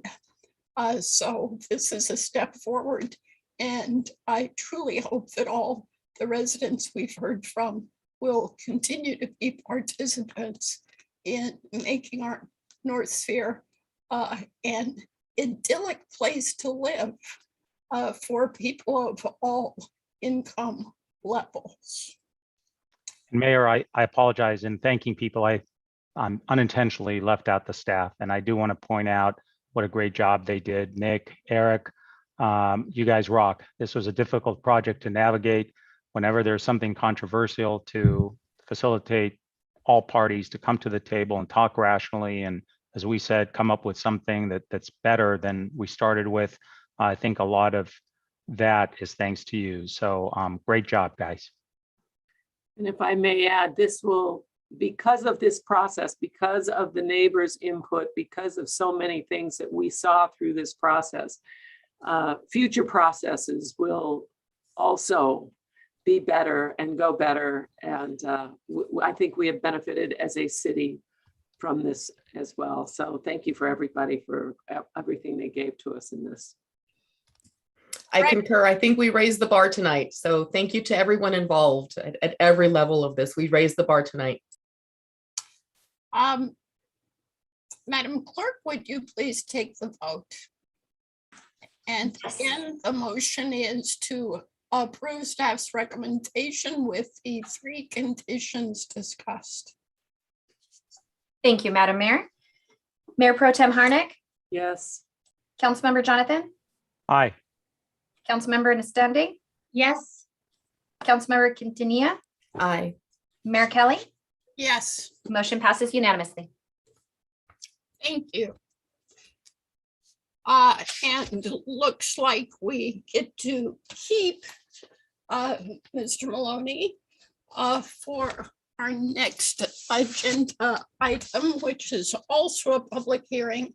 Number 18, consideration of an appeal of a decision by the Architectural Review Commission to deny the architecture for a precise plan requested by Lindquist Development to construct a new 2-story 4-unit apartment building located at 74425 Abronia Trail, case number PP 20-0005, Lindquist Development applicant.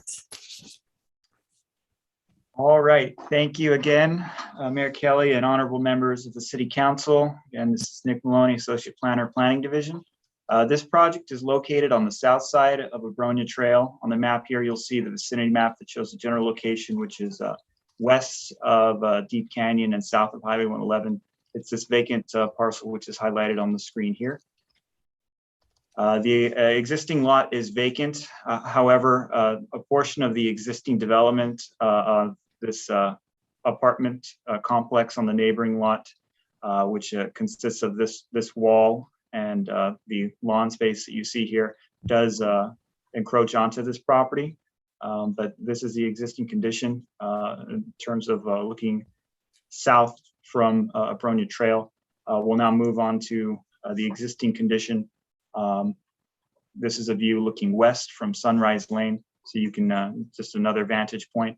There is an existing rear alley and drive lane that provides access to this existing apartment, which was developed prior to the city incorporation, as well as these power lines. And this is the neighboring community here. I think it's the Village Green, if I'm not mistaken.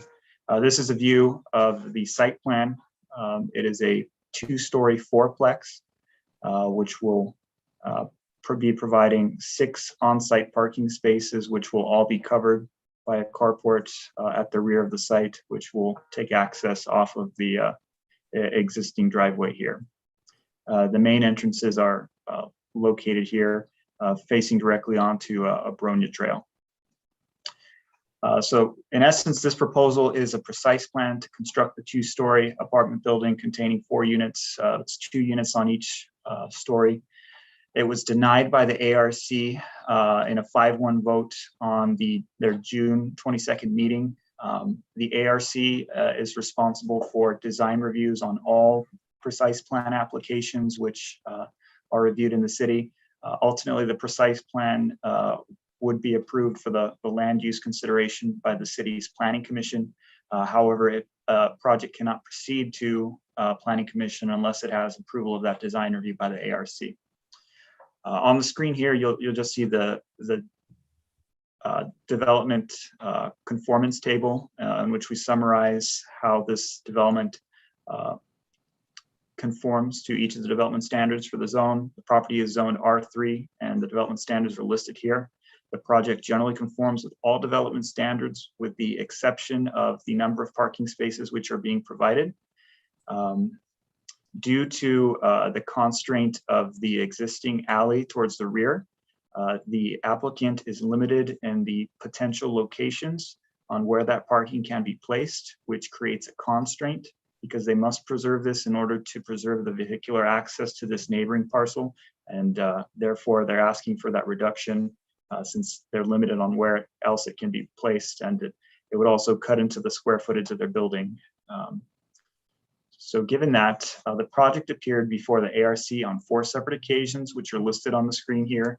Each time it was continued with directions to the applicant to make revisions. The applicant has asserted that they do not believe that the comments that were provided by the ARC provided clear direction, hence the number of revisions and times that it appeared before the ARC. So we'll just run through these elements. This is the landscape plan, which was also considered by the ARC, which just shows the distribution of landscaping throughout the site.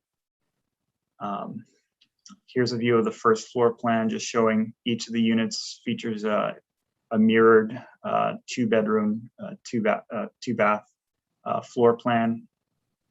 This is the second story, just showing that each unit has the identical nature. This is a rendering that was submitted by the applicant. This is the design that was ultimately denied at the June 22nd meeting. As you can see, the architecture is generally contemporary in style and inspired by mid-century modern design.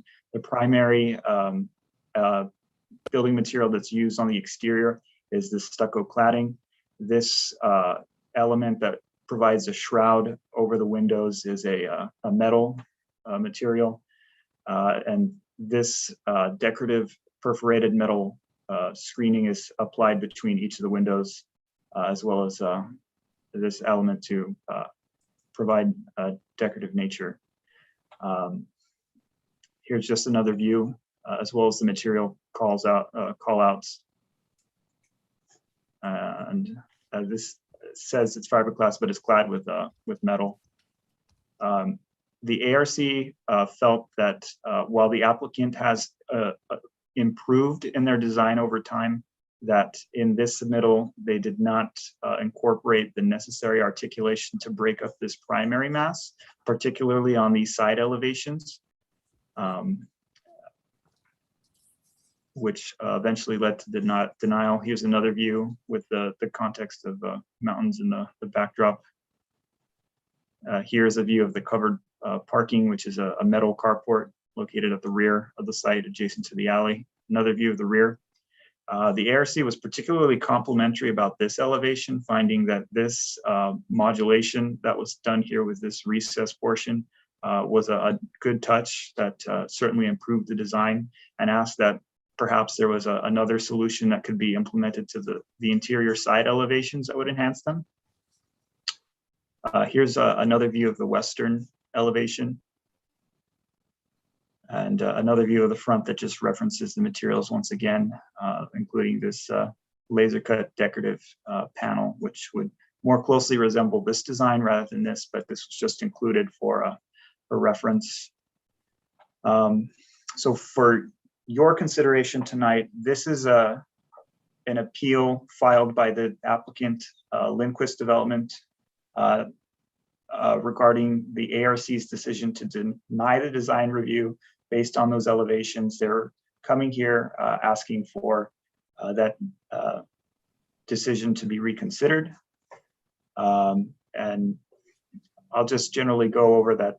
While the ARC does strive to make all development the best it can be, staff is able to make the findings required for a design review, which are summarized in the staff report that was provided. But you have two options proceeding here. One would be to deny the applicant's appeal, which would reaffirm the Architecture Review Commission's denial of the project architecture, which would end this application, and it would not be able to proceed to Planning Commission. Or option two is to approve the applicant's appeal, which would overturn the ARC's decision to deny and would allow the project to proceed to the Planning Commission for a final approval. With that, that concludes my presentation. If you have any questions, I'll just briefly run through my last 4 slides, which show the projection, the revisions to the project over time. What you have on here, the screen now, is the first design that was presented to the ARC and continued, then a major revision in the second, and then the third, and the fourth you've seen, which was ultimately denied. I will say that at that meeting, the ARC did state that they felt the applicant was close enough to the finish line that with some alterations that they could settle upon a design that could be approved. And we're initially leaning towards a continuance with comment, but the applicant instead asked that they deny it so that they could appear here with an appeal. So that concludes my presentation for real this time. Thank you. Any questions of staff before we hear from the appellant? Yes, Councilmember Quintanilla. I had just one question that popped up while listening to the presentation. Is it normal, or how frequent perhaps, and I know you probably won't have this ready to go, but how often is it that a project will go that many times before ARC? Is it common to get that many rejections? Generally not. It's very rare that we have a project that is denied by ARC and then appealed. I can say that's happened once in the last 5 years before with an industrial building. It's pretty rare that a project will go that many times before the ARC with continuances. I would say, I'm thinking more like 5% of projects, maybe Eric, if that's your general recollection as well.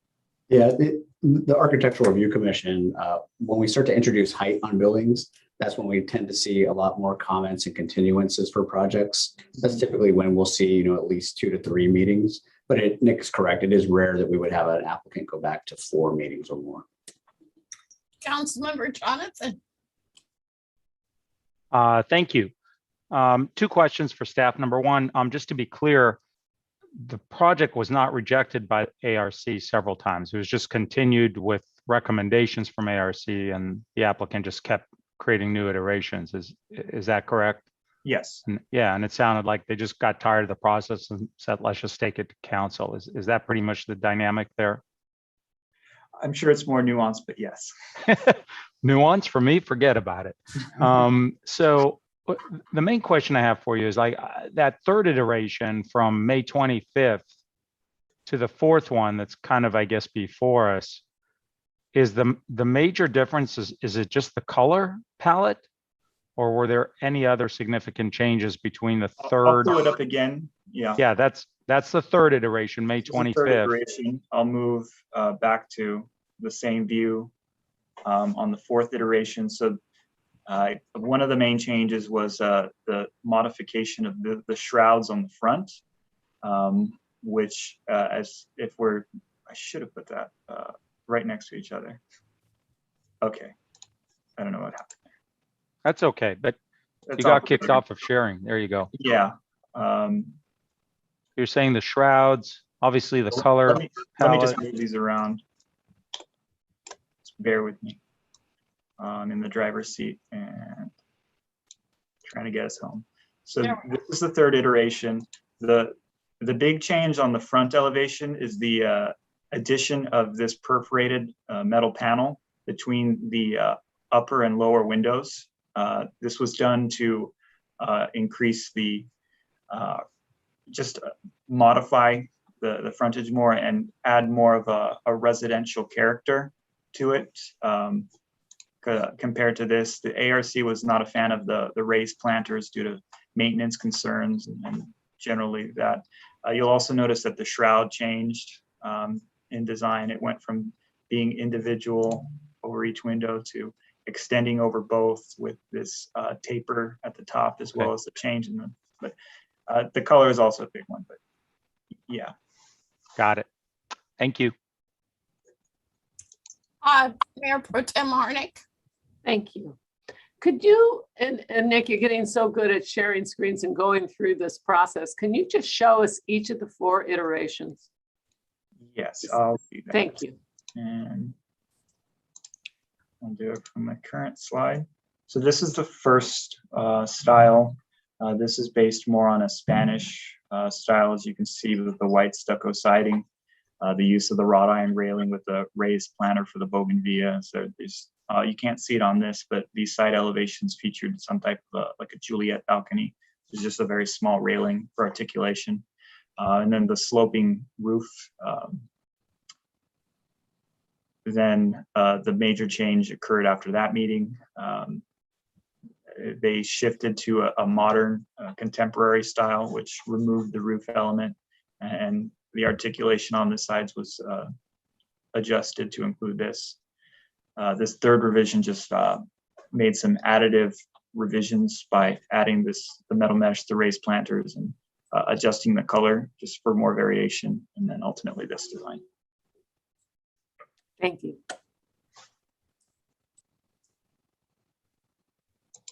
I see no other questions. Is the appellant with us this evening? Yes. We are ready to hear from you. Am I on? Yes. Hi, Stuart Lindquist. I own the property there on Abronia, and I've owned it for a number of years. We went into the city with the intentions of building a fourplex there, and we got some guidance from the planner, Nick, who was very nice about everything, and suggested that we go with a Spanish style unit. So the architects drew up the Spanish style unit. We went to the first meeting of the review committee, and they didn't like that at all. They wanted the flat roof, bring it down, take off the roof, and give it a more contemporary style.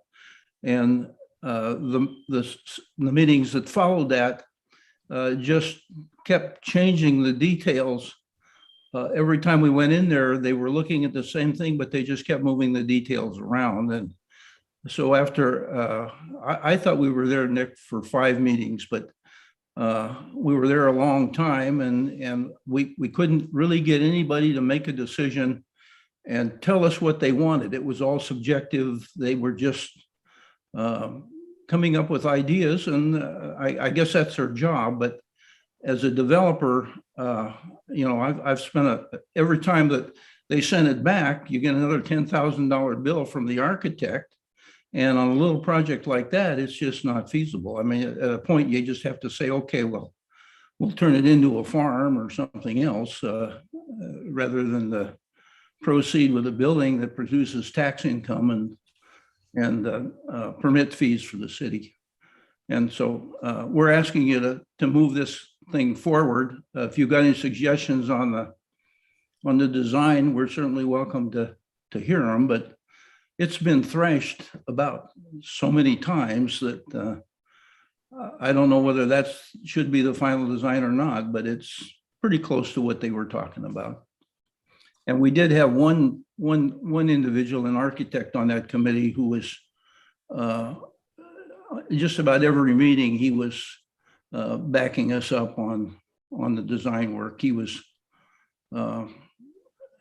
back of it. And the rest of them, again, it was, they're citizens and I don't know, you know, their ability to make judgments. They all have their own opinions. And so that's where we are.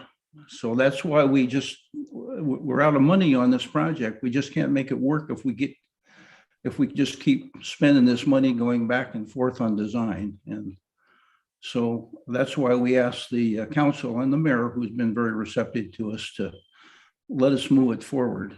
And I thank you for your time. Thank you, Mr. Lindquist. Please stay there a moment. This is a public hearing item, so I'll need to open the public hearing, but before I do so, let me see if council members have any quick questions for you. I don't see hands, so let me open the public hearing to see if anyone is here to speak to this item. I do see one raised hand from Santa.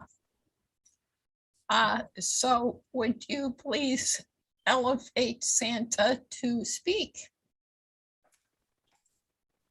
Santa, you have 3 minutes. Okay, can you hear me? Yes. Okay, good evening.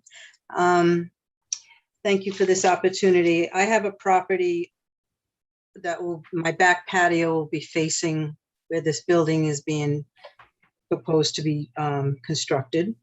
And I have some concerns about a number of concerns, and I had sent an email earlier today, and I'm hoping everybody received it with my concerns. So the height of the building, that it just obstructs the view from the back patio from where I live. The building, I also talked to some of the neighbors and everything was done last minute, but another neighbor said that the building looks very commercial and front stairs look very awkward, that sort of thing. My concerns are, in addition to what the building looks like and how big it will be, that having 4 units instead of a 2-unit building, because the area is congested. I've owned there for about 15 years, and it's just a lot of congestion happening. And the fact that they can't have 8 parking spaces, that means more parking spaces will be on the street. And then the lot that's next to that building would also, I mean, it's just a matter of time of somebody wanting to develop that. So, and then when you look at the illustrations presented in the plan, if there was nothing else around it, fine. But if you put that building next to this other building that's next to, I don't know how many feet away it is, but it's just going to create a lot of density. So, I mean, I'm all for development, but I'm also for quality of life issues. And, you know, I came to Palm Desert because it's such a beautiful area, all the wonderful things that it offers, and I would like it to continue with development, but not overdevelop it, because it does affect quality of life. So if a proposed, like if they can look at making it a 2-unit instead of a 4-unit, and those are just some of my concerns. So thank you for your time. Thank you for coming. You're Is there anyone else here to appear? Seeing no hands from our attendees, I will close the public hearing. And invite council discussion.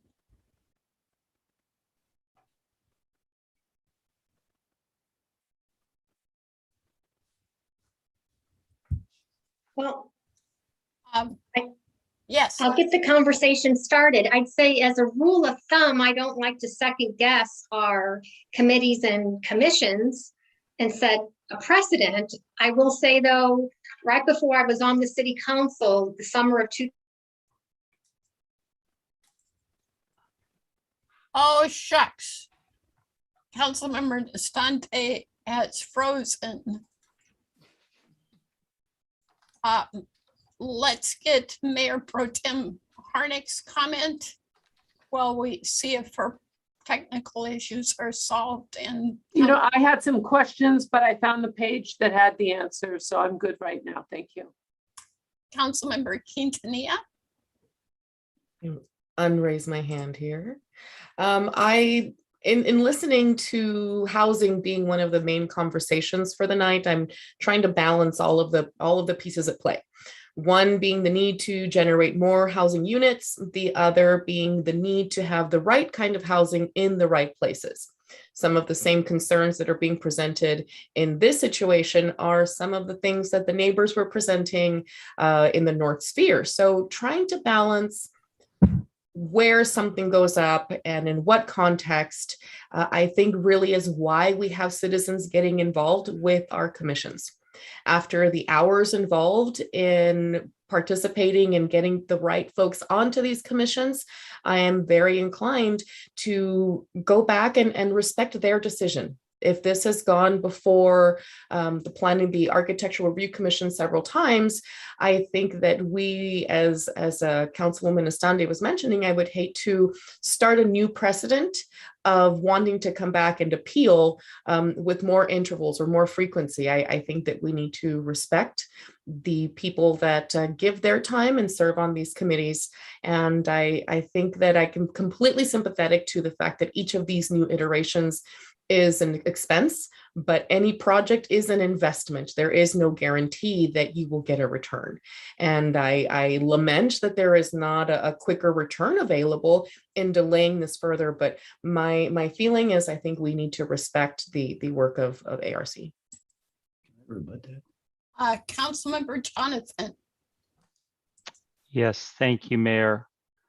Yeah, this is a tough one. I don't think any of us are comfortable with overturning a committee or commission decision.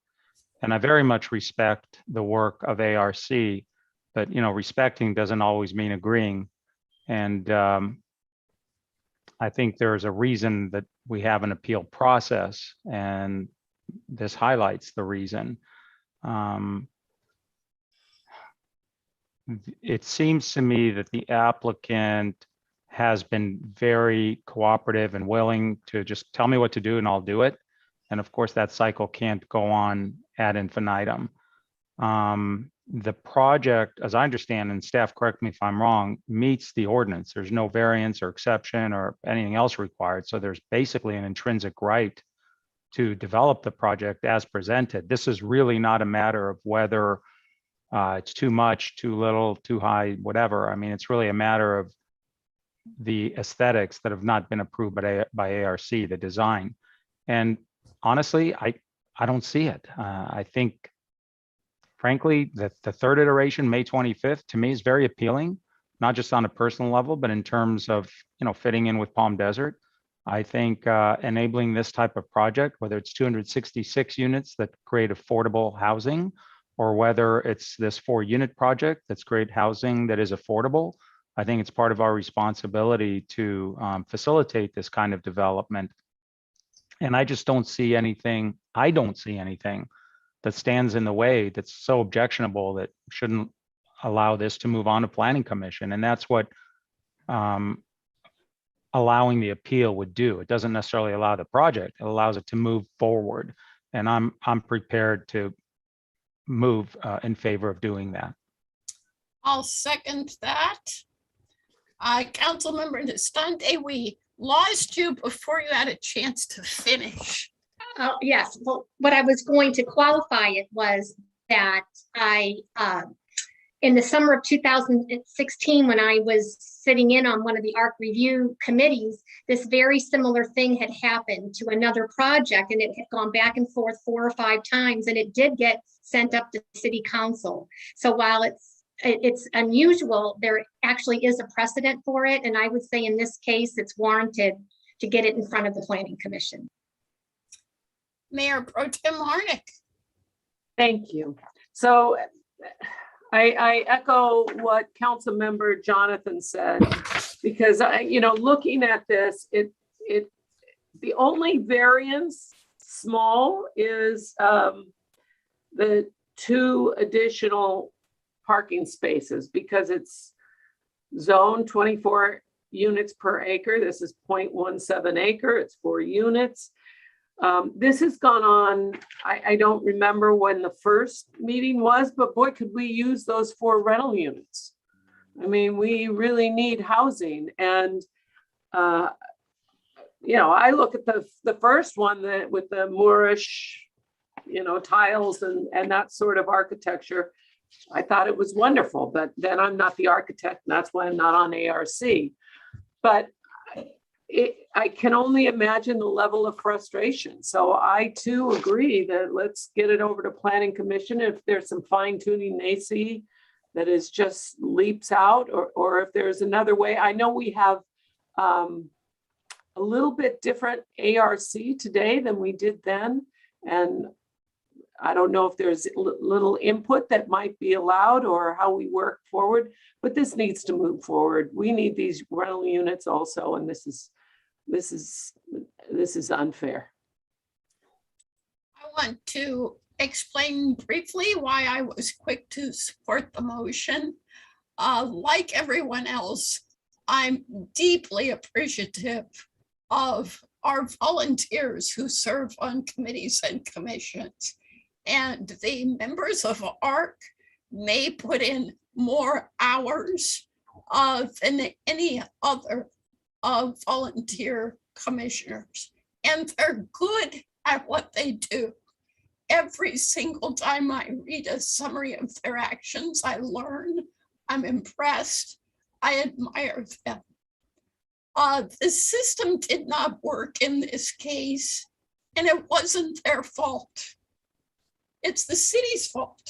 It's really our fault for not having clearer standards for how ARC should operate to guard against this kind of experience where someone who comes to us with a good project feels nibbled to death.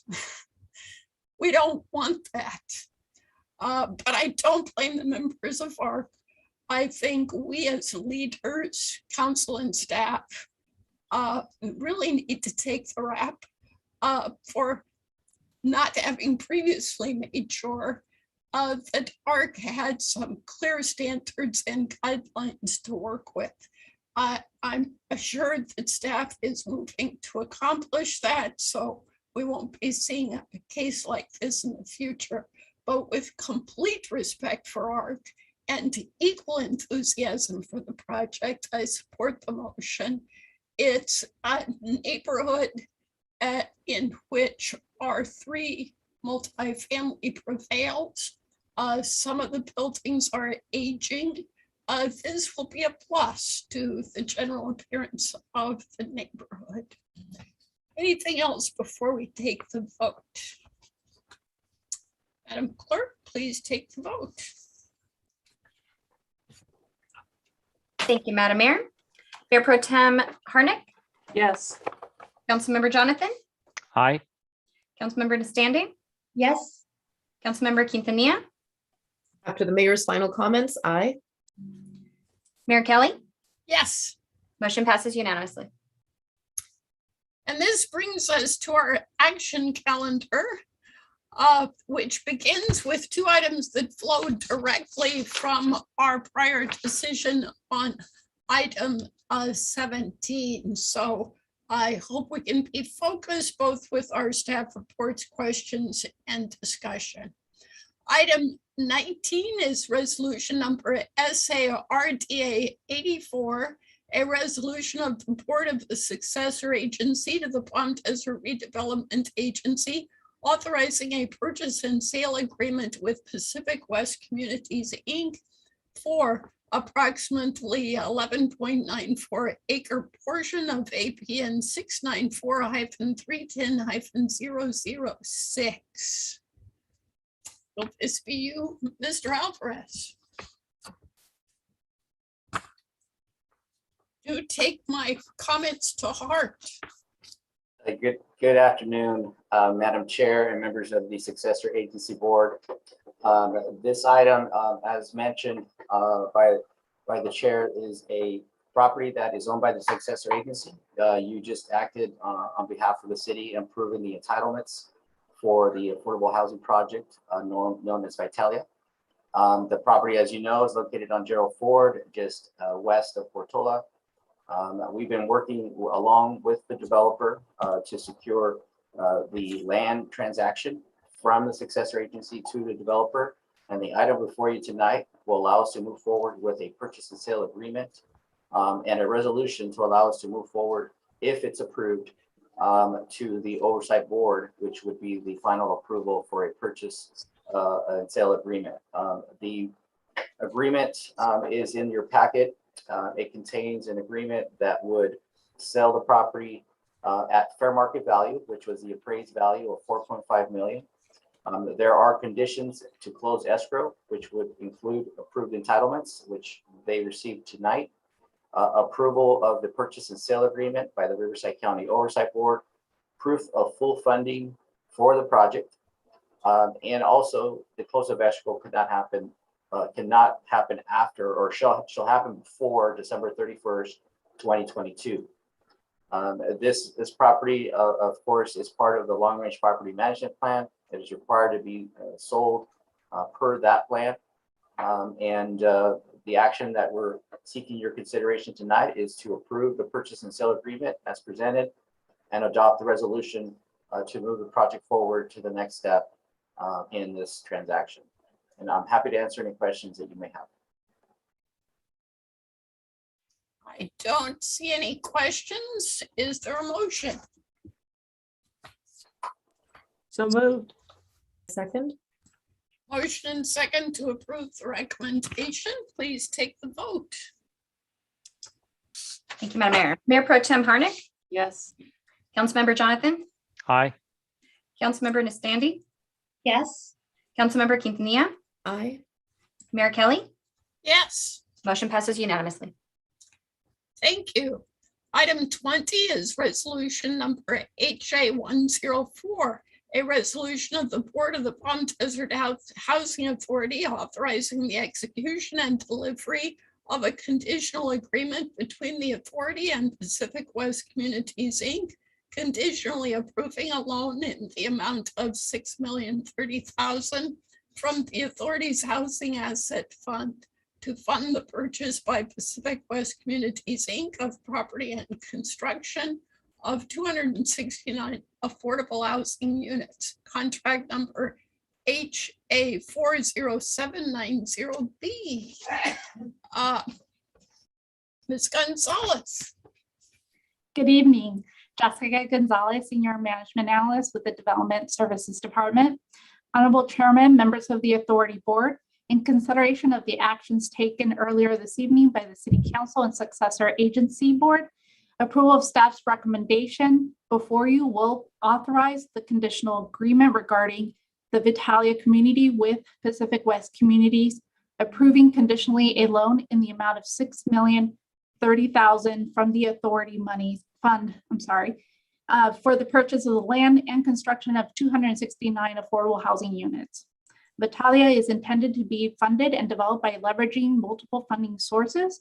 The conditional agreement will provide an opportunity for Pacific West Communities to submit an application, including this agreement, to the California Debt Allocation Committee for an allocation of 4% tax-exempt bonds and for any other funding sources necessary to finance the project.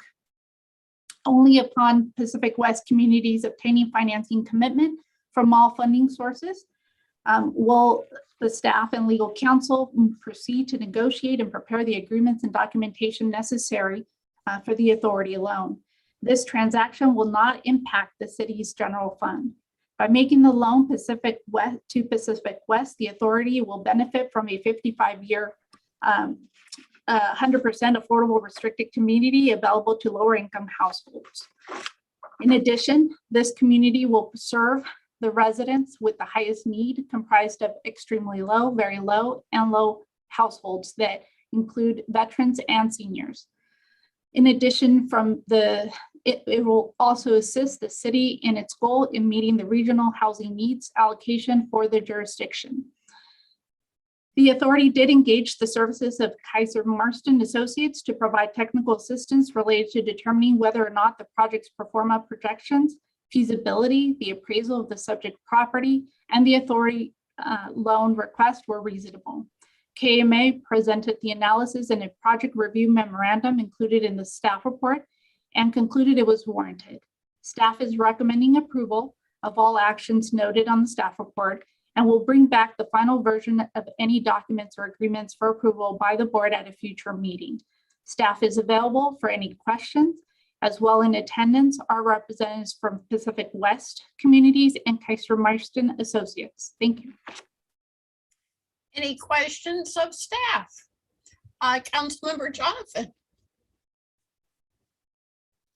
Thank you, Mayor. Very briefly, I'm just wondering, Ms. Gonzalez, the $6 million loan, I know they're also getting state tax credits of 21 million. Is this, I couldn't quite discern, is this a $91 million project or am I off? What's the total project cost projected to be? I will defer that question to, if you don't mind, to our representative from Pacific West, Darren Berberry. Okay, and the second part of that question, which one of you can answer, is will our loan be secured? If not by a first trustee, then some other kind of security?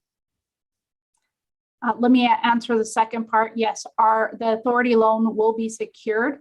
It will not be in first position. The regulatory agreement is the one that is secured in first position, and our loan would be in second position. Thank you. And then let me defer the other question to Mr. Barbarian. Thank you. Yes, Councilmember Jonathan, the total project cost is $76,303,223. Okay. Thank you. Not one, did you add the pool? Did you add the bigger pool? I got to get you a new assessment on that. We're going to add maybe another 15,000, 20,000 to that, but yeah, just kidding. And the right turn lane. Let's not forget that. Right. Okay. Sounds good. Thanks. Thank you very much. Thank you. All right. With that, since you have the microphone, Councilmember Jonathan, did you wish to make a motion? Yes, move approval of staff recommendation. Is there a second? I gladly second. Madam Clerk, please take the vote. Yep. Mayor Pro Tem Harnick. Yes. Councilmember Jonathan. Aye. Councilmember Nastandi. Yes. Councilmember Quintanilla. Aye. Mayor Kelly. Yes. Motion passes unanimously. Thank you. And just, I don't want to get technical, but we're actually acting as the Housing Authority Board, right? Correct. That was Okay. the reading of the item. Yep. So we're, yeah, just our approval as board members. Chill. Yeah. I just don't want it to come back. I know we're under a timeline. 22. 21. Consideration of the selection of a design and artist to create artwork for the San Pablo Phase 1 roundabout on San Pablo Avenue and San Gregorio Way. Contract number C35520F, project number 691-16. Continued from the meeting of October 15, 2020. That must have been when we authorized the RFP. Ms. Glickman. Good evening, Mayor and City Council. I'm Deborah Glickman, the business advocate for the city. Tonight I am talking on the roundabout project for Phase 1 of San Pablo, which is the commercial area. The roundabout is on San Pablo and San Gorgonio. And yes, this is continued because that was the approval of the RFP, which was also the approval of the funding for this project, as well as in the budget process. And after the RFP was approved, it was put out for review by artists, and the city received almost 200 proposals for this project. So over the past several months, in the course of 4 meetings, the Art and Public Places Commission reviewed those 200 applications, all of the eligible one, and they took about 10 plus hours to do so. That culminated in the July 14th meeting of the Art and Public Places Commission. And that meeting allowed for 4 finalists to present their applications and their final proposals. And the Art and Public Places Commission narrowed that down to their top choice and a second choice as an alternate for review by the City Council. If this project is approved, the artist will receive a contract for $125,000 to create the artwork, fabricate the artwork, and bring it to the site. The city would be responsible for the preparation of the site, the roundabout, again at San Gorgonio and San Pablo, and then also the installation of the artwork. The 2 finalists were Kyle Absalom. He was the #1 selection. His artwork is called Dueling Palms, and I'm happy to show it to you here. You do have it in your staff report, but want to be able to share that. Can you see my screen? It's a red artwork. Okay, so this is Dueling Palms by Kyle Absalom. He is a Beverly Hills, Los Angeles area artist, and the commission was very interested in this piece. They liked the boldness of the artwork. They wanted to play a little bit with, potentially play a little bit with the size of the artwork, but that's the kind of step that will be taken once an artist is selected for a project and contracted. That's when they really start working with the engineers and such. So this is Kyle Absalom's artwork, and I will stop share for just a moment, and I will bring up the second selected artwork, which is, of course, not coming up on my screen. There it is. It is called Sunburst, and it is by Donald Gianella. His name, I apologize, I may have not properly stated. This is a 25-foot high artwork, and I forgot to mention that Kyle Absalom's work is a 30-foot long artwork. Both of these works have been reviewed by the city's contract engineer as well as the deputy director for public works for viability in terms of traffic and sight lines and those elements. So these are essentially in that way pre-approved, and whichever artist is selected, they will start meeting more with the engineers as well as CDWD, which has some infrastructure running under the roundabout. So again, Kyle Absalom's was the first place selection by the commission, and Donald Gianella's is the second place selection. And I am asking the council today to select one of the artworks to move on to the commission portion. I'm happy to answer any questions. Questions? Go ahead. Thank you, Mayor. I think that as much as it's been so many hours involved with the Art and Public Places Commission, just conversations with residents, and I mean, this council knows all too much the furor that can happen if an art project is selected without enough public feedback. And I think that perhaps, given that this will be a cornerstone piece of the new project, and when we have the grand unveiling, and it'll be such a fixture of identifying the San Pablo corridor, I think that perhaps it would be beneficial to postpone this for another meeting and to allow proper time for community engagement and community feedback.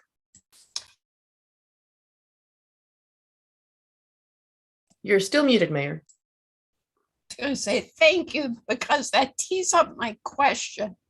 I share that perspective. I think we learned after we installed the painted crosswalks on El Paseo that there can be worth to seeking providing an opportunity for public input before creating a visual experience. Are there any time constraints that would limit our ability to invite the Art in Public Places Commission, which has done terrific work on this, to just take a step or two backwards to seek some public input? There are no time constraints that I'm aware of, other than just the excitement of getting a new work of art out there. Do know these projects can take up to a year for installation, very easily take that long for fabrication and installation, but I think it's it's a good idea to get some public input on this. And I believe I should say that the commission would support that. There are a lot of vehicles we could use to get the proposals out and get some public feedback that you could take into consideration when this comes back before you, if it's continued. Mayor Pro Tem Harnick. Thank you. I really appreciate the comments made. My question is, and I think you've already answered it, Mayor, would the public comment be received by the commission? Would they, and then they would take and integrate those comments into their decision-making process? And I have one other comment. We do have 2 roundabouts we're putting art in. I don't know whether I'm exposing my art world ignorance by saying that, but we need art in 2 places. Yeah, can I address Mayor Pro Tem's question?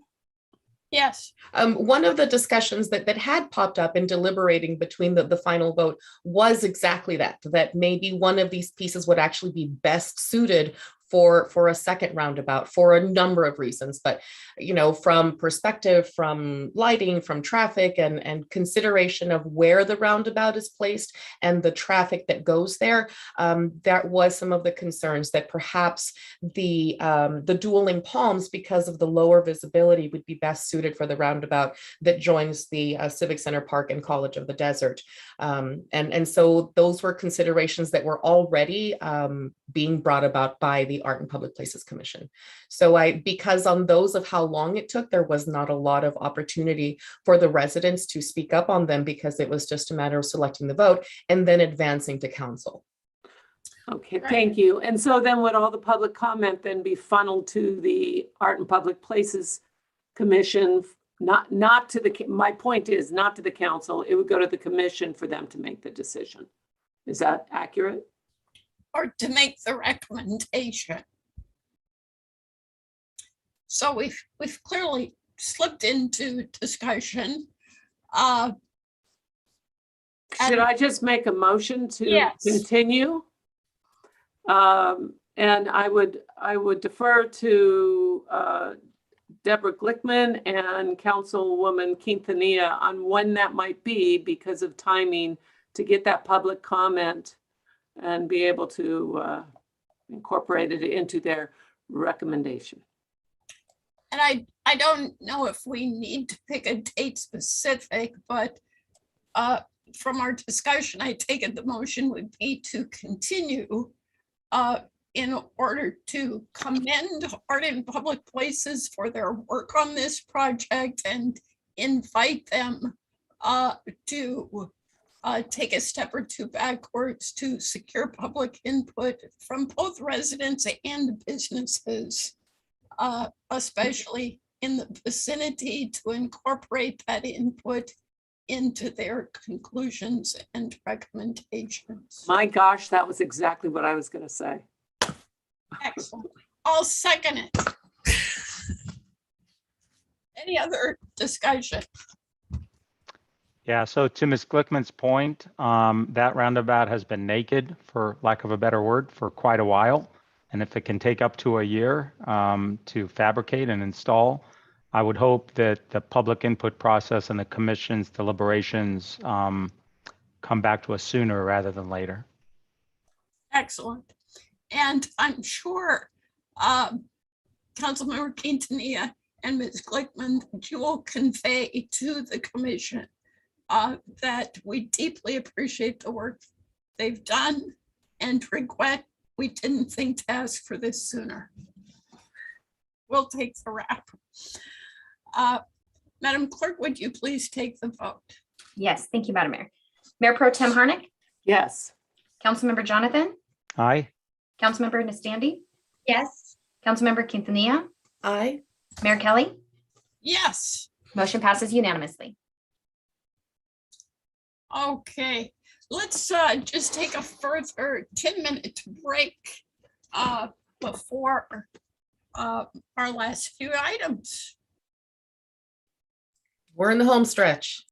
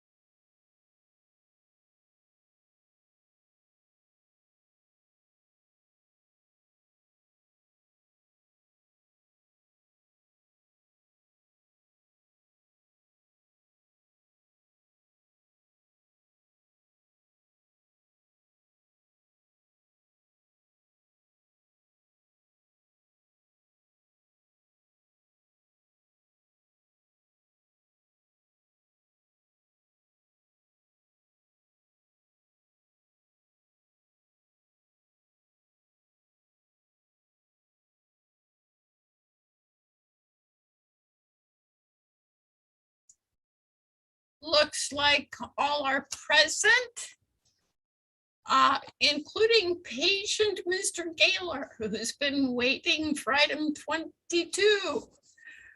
So we'll be back in session. Item 22 is request for award of contract in the amount of $575,115.90 to LC Paving and Sealing Inc. for the Alessandro West Improvements Phase 2 project, contract number C40670A, project number 817-21. Good evening, Mayor and members of the City Council. I'm Ryan Gaylor, Project Manager for the Public Works Department. The item that's before you is for the award of the contract for the Phase 2 improvements to Alessandro West. The project is going to improve the street section by removing and replacing the existing asphalt concrete. In addition, it'll install a drainage system and create an area north of the street for parking. The project will be an improvement for the businesses, for the business owners on the north side of 111, east of Monterey. And I'd be happy to answer any questions if you have any. Thank you. Any questions from council? If not, is there a motion? Move approval. I second. Madam Clerk, please take the vote. Thank you, Madam Mayor. Mayor Pro Tem Harnick, Yes. Councilmember Jonathan, Aye. Councilmember Nastandi, Yes. Councilmember Quintanilla, Aye. Mayor Kelly, Yes, motion carries. thank you. Item 23 is request for authorization of additional expenditure of up to $572,240 for utility relocations related to President's Plaza East and West parking lot improvements, project number 758-14.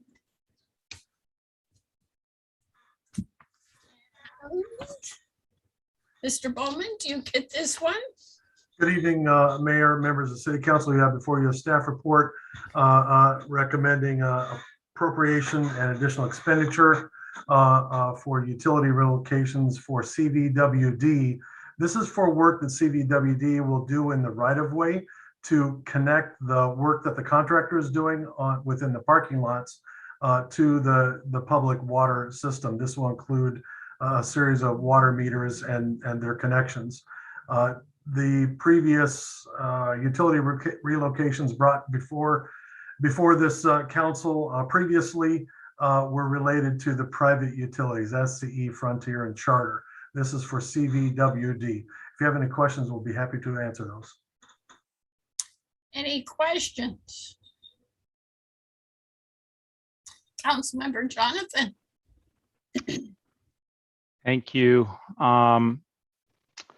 So, Mr. Bowman, I know there have been extenuating circumstances, but I think we'd be remiss if we didn't address the financial aspects of this project. When is the hemorrhaging going to stop? And we started with an $8 million project. I think we're up to almost 10.7 million. So, you know, when I say when is the hemorrhaging going to stop, have we reached a level of confidence that that we won't have any additional surprises? That's number one. Number two, much of these surprises have related to utility infrastructure. Can't some of this be their responsibility?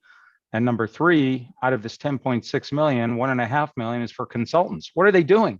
Are they helping us? I don't see that they've helped us avoid this this situation. So those are three questions. If you can't remember them all, I'll remind you, sir. Thank you, Council Member.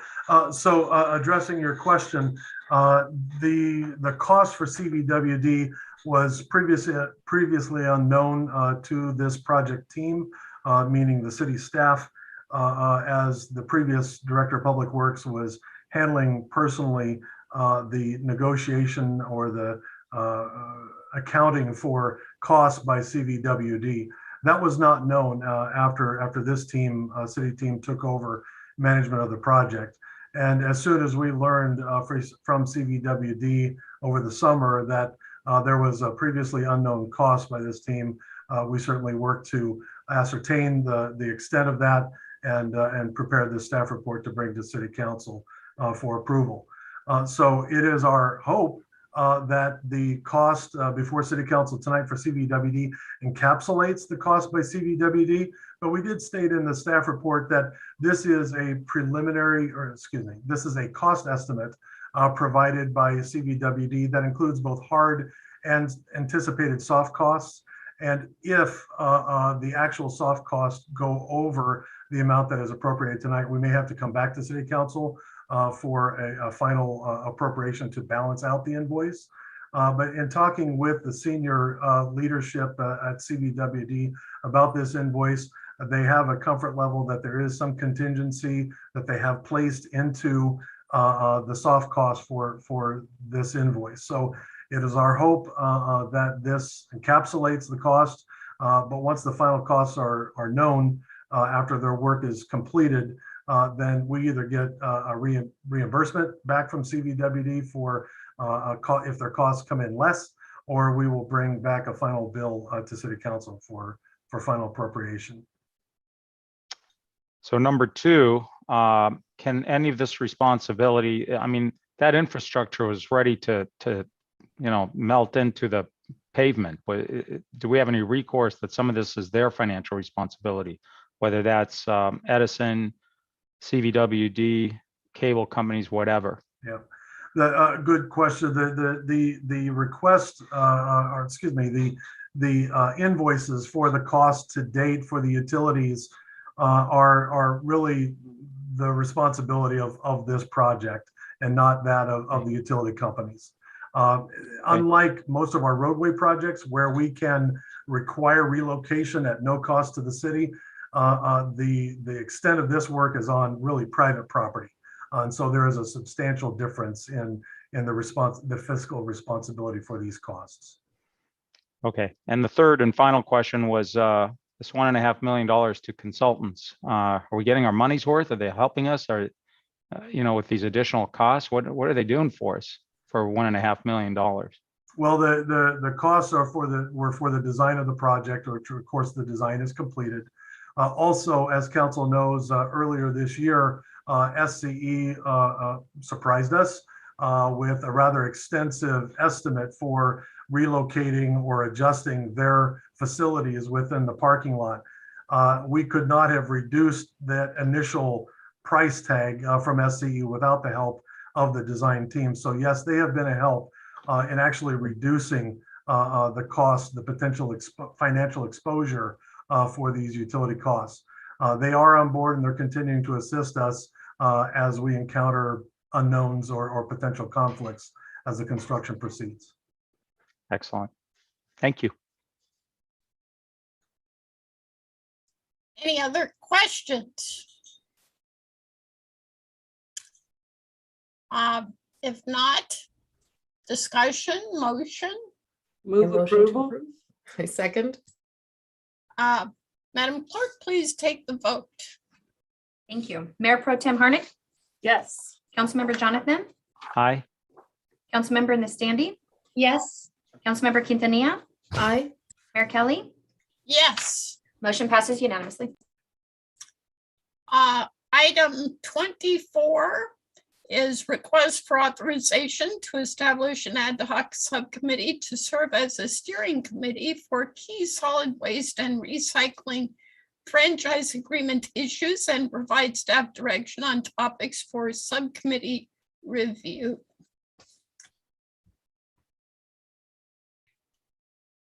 Good evening. I'm Heather Horning, the city's assistant to the city manager. Before you is a staff report on following up from this afternoon study session and requesting the establishment of an ad hoc subcommittee containing 2 council members to serve as a steering committee for key solid waste and recycling franchise agreement issues. I'm happy to answer any questions that you might have. Looks like we had our chance earlier. Are folks ready to take action? Councilmember Jonathan? Thank you. Sure. I think we discovered this afternoon, if we didn't know it already, that there's multiple layers to this issue, and a subcommittee, I think, is the way to work through the weeds, if you will, and come back to council with the recommendation. So I'm prepared to move for staff's recommendation, and I would gladly volunteer myself as one of those subcommittee members. I second, and I do the same. So we have a motion and a second and 2 volunteers. Madam Clerk, please take the vote. Thank you. Mayor Pro Tem Harnick, Yes. Councilmember Jonathan, Aye. Councilmember Nastandi, Yes. Councilmember Quintanilla, Aye. Mayor Kelly. Yes, Motion passes unanimously. thank you. Item 25 is request for direction regarding the 2021-2022 Certified Farmers Market sponsorship request. Good evening, Honorable Mayor and City Council. To begin this item, we have Megan Goring with us from the Palm Springs Cultural Center to make a quick statement about the farmers market for your information. Good evening, council members. I'm grateful for the opportunity to speak on a subject that's important to me and to many others in our community. My name is Megan Goring, and I manage the Certified Farmers Market here in Palm Desert.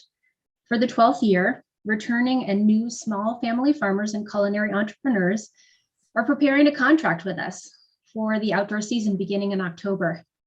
They agree to our rules and regulations, obtain permits, and sign the dotted line. And in return, we provide an economic platform for anywhere from 25 to 50 startup businesses to sell direct to grateful customers looking for the freshest, healthiest, and most delicious food available in the Coachella Valley.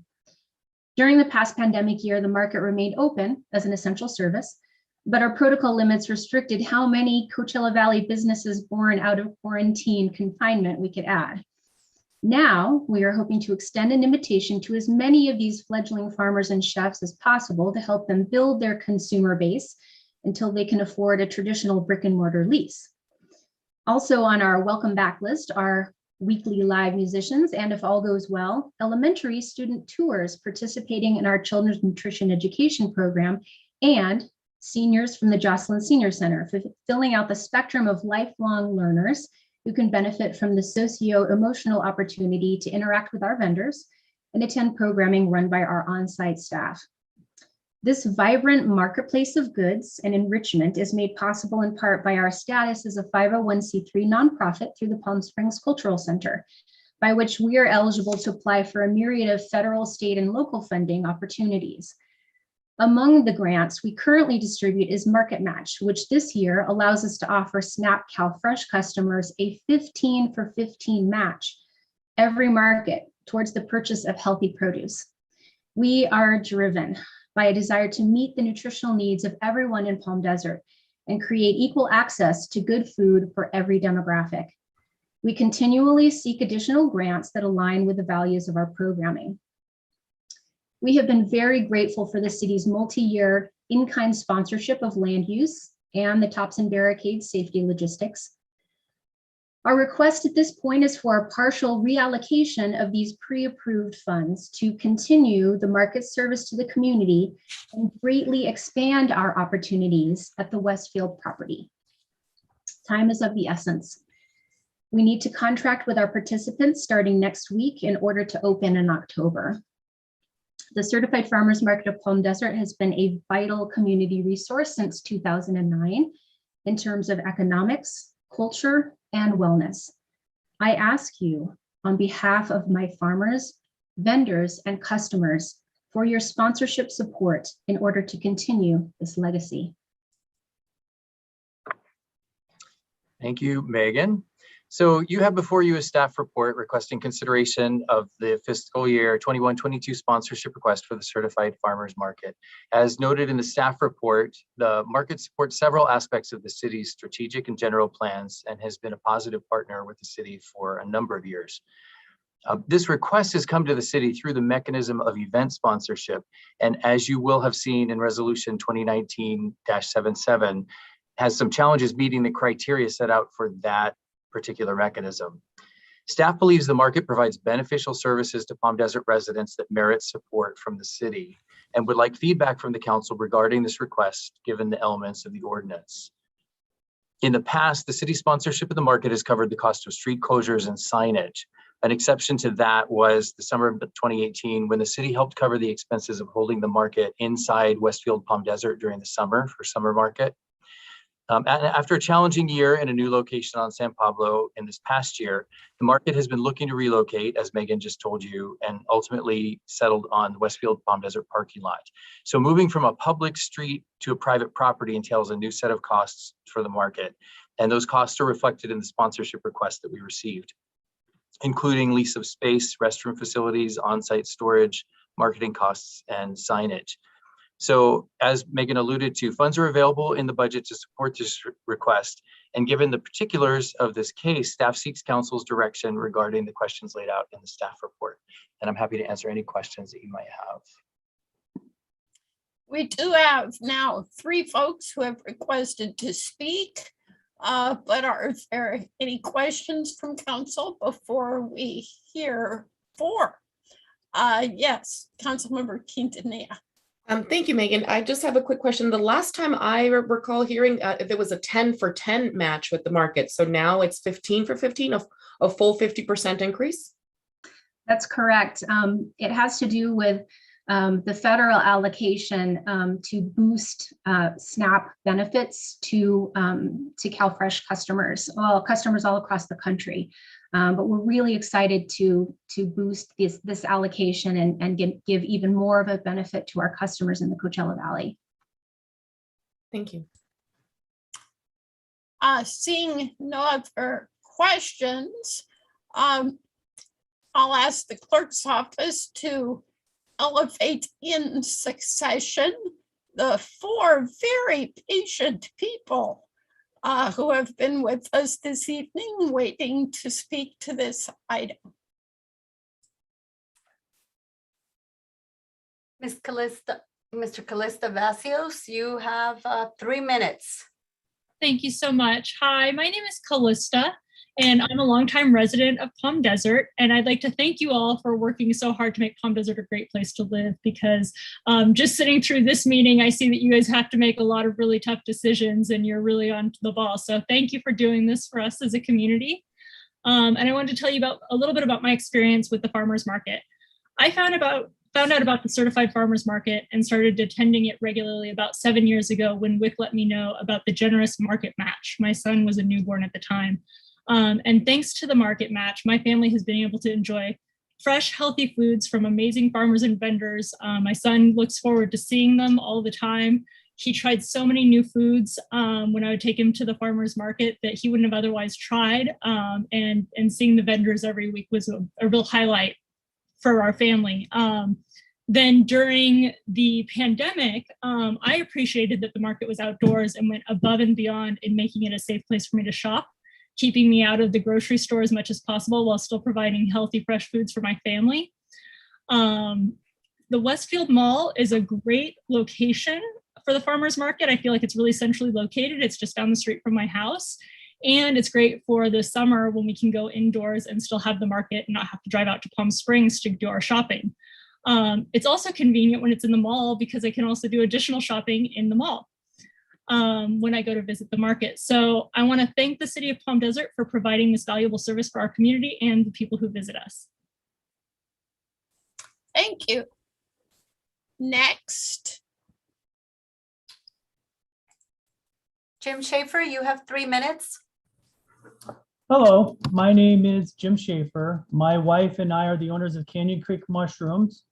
On our farm, we grow gourmet mushrooms, which we sell to the local community almost exclusively through the certified farmers markets. In June, we moved our farm from Yucca Valley down to Palm Desert. And we chose Palm Desert not only because of the location, but also because the Palm Desert market was the very first market we attended. The folks who come to that market are absolutely wonderful. They understand the importance of the market as a source of fresh, healthy food. And it's their support that allows small farms like mine to exist. Now, last season, shortly after the market moved to San Pablo, we began to see a decline in the number of customers. And the reason I heard most often expressed was a lack of parking, frankly. And then the market itself was in a smaller footprint. Now, if the market's able to move to the Westfield parking lot, I believe these same customers will come back. I also believe the visibility of the market from Highway 111 will bring in many more customers we wouldn't otherwise reach.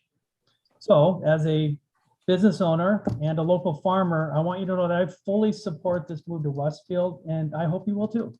Thank you. Thank you. Next. Katie Finn, you have 3 minutes.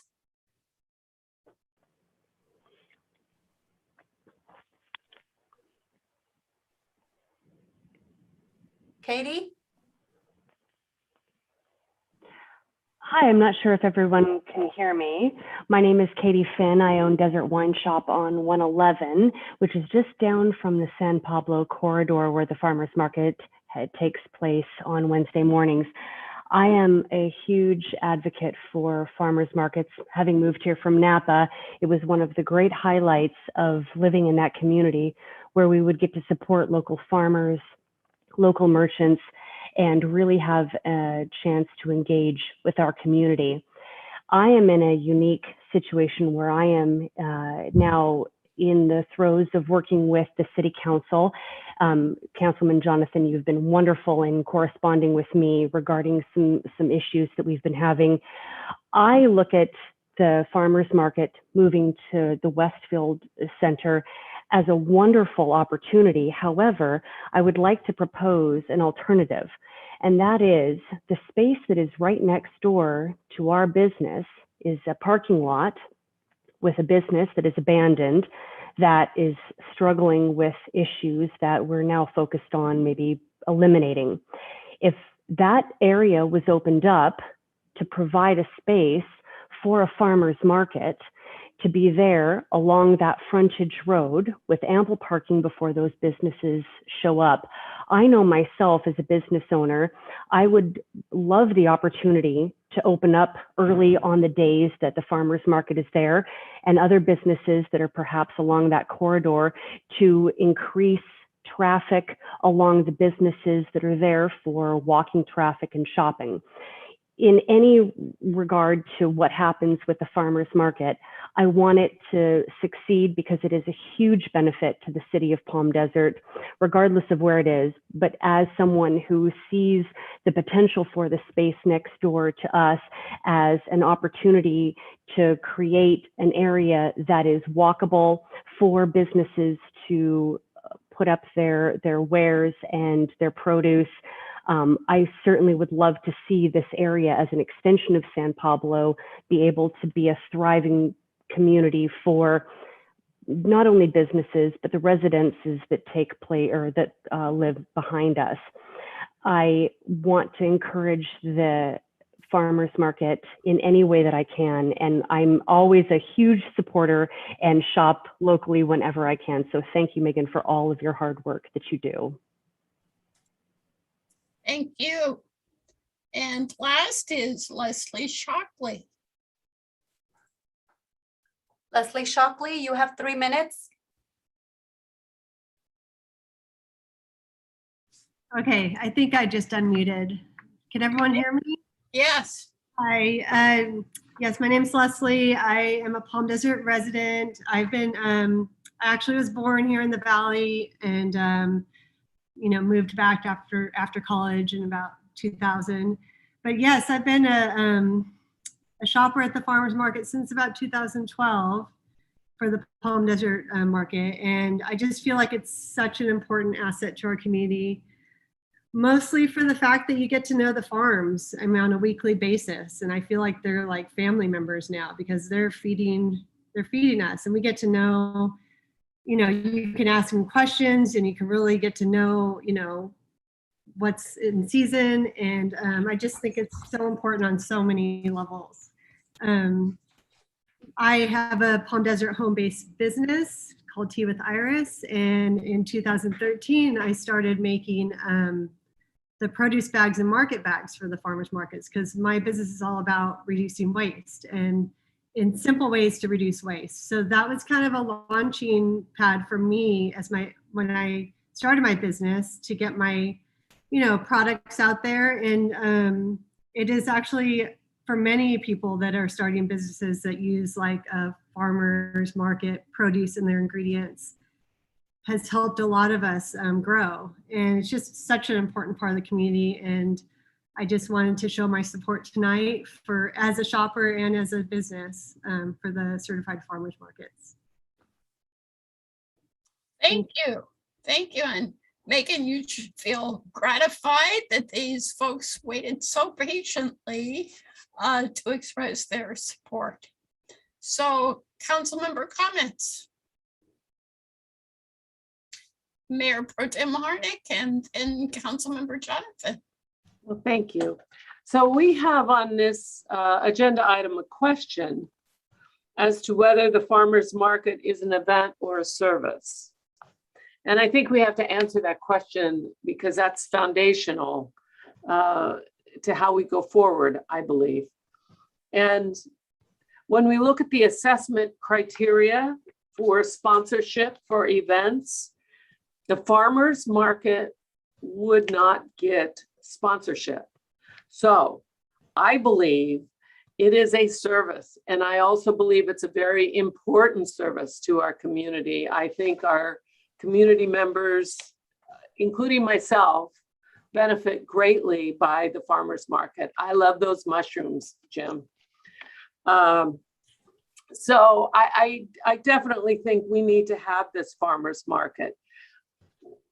What I'm looking at though, where I'm having trouble, and I think in that I do believe it's a service, no matter what, this year I will support funding it, but I would think that next year we need to look at outside agency funding because it makes more sense for this service to our community, in my mind. Of course, I'm open to listening to what all my colleagues have to say as well. The one thing though I look at is I think Westfield is great though that we do, I think we're all aware there are issues there that we're dealing with. And why would we lease a space for $12,000 when Entrada is such a great place for it? It's a space that is the city's. It's a space that was an asset. Every time I went there, there were lots of people. Perhaps we can do a better job if you feel it's needed for publicizing it and letting people know about it. But I think the Entrada was a great place, besides being a lovely place to walk around and enjoy. So, I think using that $12,000, taking a piece of that to use perhaps for more ways to market it and let the community know about it it might be recommended. I think it did so well there already. I don't know if it's needed, but I would leave that for some input from Megan. But I definitely think it's a service and I definitely think it's something that should be continued in our community. Thank you. Councilmember Jonathan and Councilmember Nastande. Thank you, Mayor. Well, I concur mostly with Mayor Pro Tem Harnick. Certain events, happenings in our city don't fit into, one category or the other. They kind of encompass both a service and an event. Paint Out Paseo Pink, the YMCA mini triathlon. I mean, there's an element of both. They're a service to the community and they're an event. And I think that the farmers market is one of them. I also think it's hugely important, so much so that we, one way or another, find a way to fund it. I see this as a city event that we subcontract out. In terms of staff, Thomas, you wanted some feedback. I think we're missing an opportunity. I appreciate the work that's been done in the past, but I think it's time to move forward. I've attended many farmers markets in many communities that are so much more than what we have. I would even say that some of our sister cities, perhaps served by the same consultant, have better than we're getting. And what I'm hearing proposed now about changes to it, it's just too little, too late. I think it's time that we looked at this event, understand how important it is to the community, make sure it is a community event, not in a parking lot of a shopping mall, but whether it's in Entrada or San Pablo or Lupine Plaza or San Pablo 2 or El Paseo, I don't care, but it has to have the neighborhood feel. That's critical. So to propose going to a shopping center, I think kind of underscores a misunderstanding of who we are as a city and what our goals and vision is. So I think it's time that we put this out for an RFP. If it's been 12 years, it's okay. It's time to, even if the current provider wants to participate in that RFP, we've done that before with others where they have won. But I think going through the process and it is a plus. It raises the bar, right? It's competition. It's different vendors saying, here's what I can do for you. And then the one that wins is the one that can do the most. And I think it's an opportunity missed at this point if we don't take advantage of that and expand the certified farmers market into its full potential. Councilmember Infante, then Councilmember Quintanilla. I was just going to say that I really want the farmers market and I do want it to continue, but I don't want it to continue at the expense of not improving it how we want it to be the standard of Palm Desert. I really don't like the idea of having it at the mall. And like Councilmember Jonathan was just saying, which I think is a good idea, is that we put it out for an RFP and see what we come up with and hopefully improve the farmers market. Councilmember Quintanilla. Thank you, Mayor. I'm hearing a lot of different things that seem in conflict. One being that there's not a desire to fund them being at Westfield, even though they have had previous funding to be at Westfield before. So that's one inconsistency. I also think that when we look at a partner that we've had for 12 years, that we look at, have we met our end of the agreement with what we need to be providing them? My understanding from being both a shopper of the farmers market and also in working with staff is that when the city said, hey, we need you to move here, that created a lot of detrimental circumstances for farmers, for vendors, for the market, for the businesses on San Pablo. And we've heard from them during the course of the year. We've heard from them tonight. And I think that in terms of what is it that makes other markets better, then I think then perhaps we need to look at, is there anything we are doing to limit? Are there other features that are permitted at the Palm Springs market because they have a different space available? Which are the limitations that we are proposing by only confining them to a certain area? I think that if we look at not the idea that we are supporting something on a private business, but let's look at this as an investment in allowing the businesses on San Pablo to recover and catch their breath. I think that in terms of, if the discussion is out there to have an RFP, I think that that's a possibility in the future. But I think that our residents are counting on the farmers market to continue.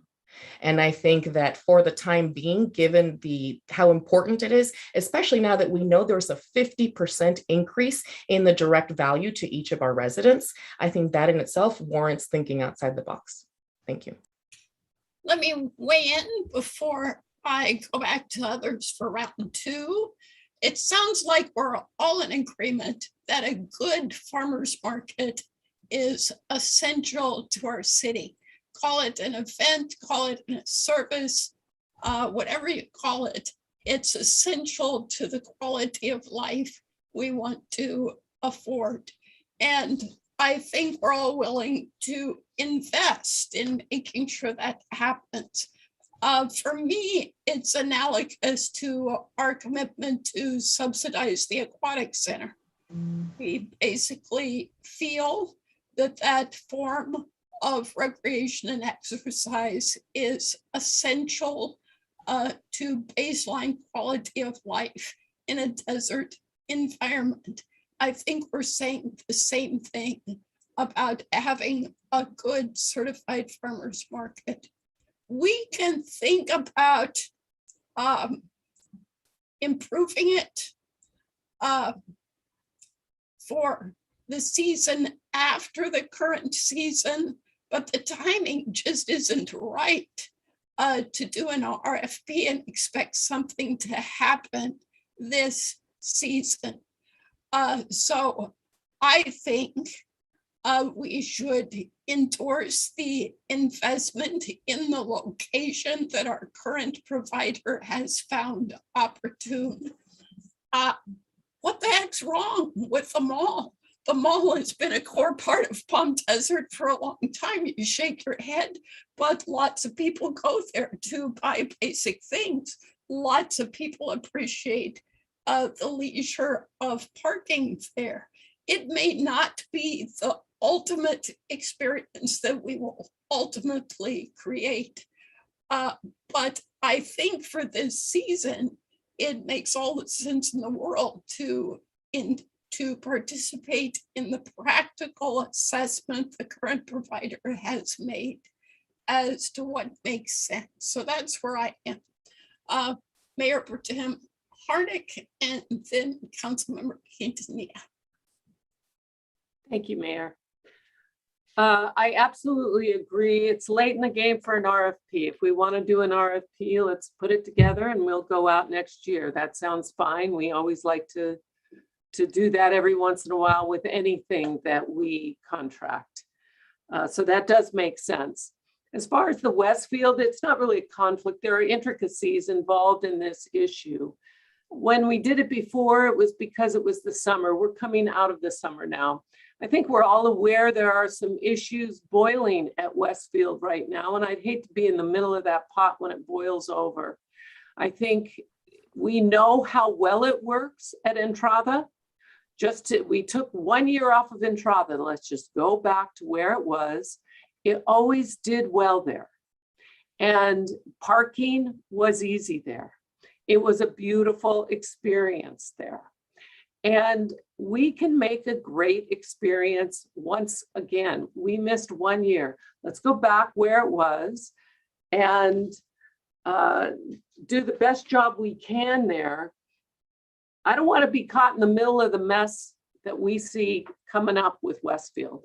I think we know what we can count on with the city using Entrada as a place for the farmers market. And as we said, I know we agree that we want to do the best for all of our community members. Some of our community members are getting great benefit financially by being able to buy their 15 to 15 match healthy food there. And we want that to happen. This is a great service to our community members.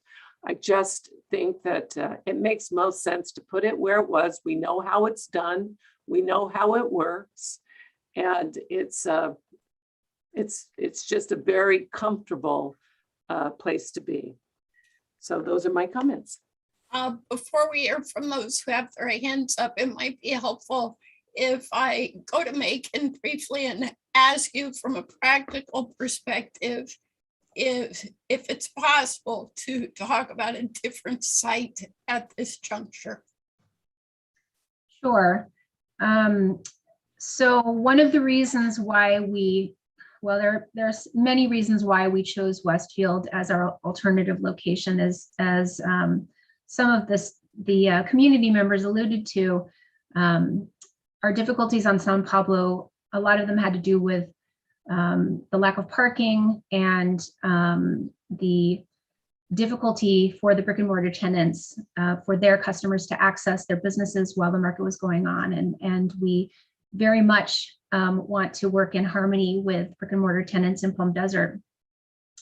One of the benefits to being at the Westfield Mall Center is that they have told us that we can have permanent signage all year round on Highway 111 advertising the farmers market, which for one thing will allow us to be recognized on Google Maps. That's something we were never able to achieve when we were on San Pablo because we didn't have permanent signage. It's one of the key elements that's required to be recognized by Google, and it created a lot of difficulty. for our customers. They were not able to find us on Google Maps because we didn't have permanent signage. So being at Westfield, that's element number one. The contract that has been written up with Westfield also would allow us a summertime locations, a 12-month contract. So it would allow us to transition indoors to the inside of the mall when the summer heat is upon us. And so there are a lot of benefits to that as well. It also allows us pretty much endless space to expand if we need to. It's very visible. One of the things that happened during this past season was that there were two other markets that opened up along the Highway 111 corridor during the time that we transitioned to San Pablo. There was a market on Thursdays in Indian Wells and a market on Friday in Rancho Mirage. Both of those events are in parking lots on Highway 111. They have great visibility and they instantly attracted customers that otherwise didn't know there was a market going on. In part because although the Entrada space is quite beautiful, and it was a peaceful, pleasant spot for our market to be, it was almost completely hidden from Highway 111. And also we couldn't have permanent signage there.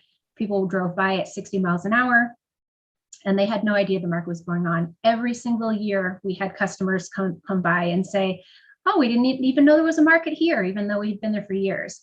So those are some of the limitations that we've encountered over the years at the two locations that we have been at in the past calendar year.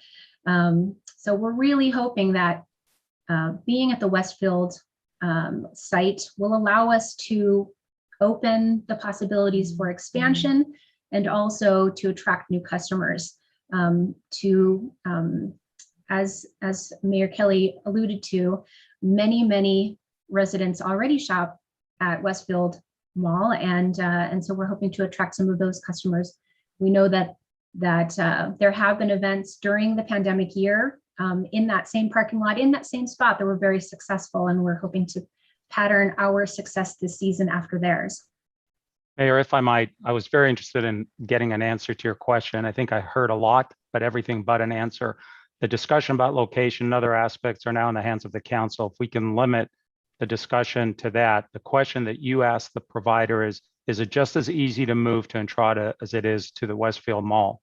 Logistically, the question was, is that a possibility? Can we get a very brief answer to that one question? I think my question was answered. Okay, I didn't hear it. So ask your question. So does he raise his hand again, or do we interject? Just let's finish this and we'll get back on track. I'm sorry, I was following up just because I thought what you asked, the question that was asked was, can the event be moved to Entrada as easily it can be moved to Westfield Mall? I heard a lot about why the mall is so great, but I didn't hear that question answered. So it's basically yes or no.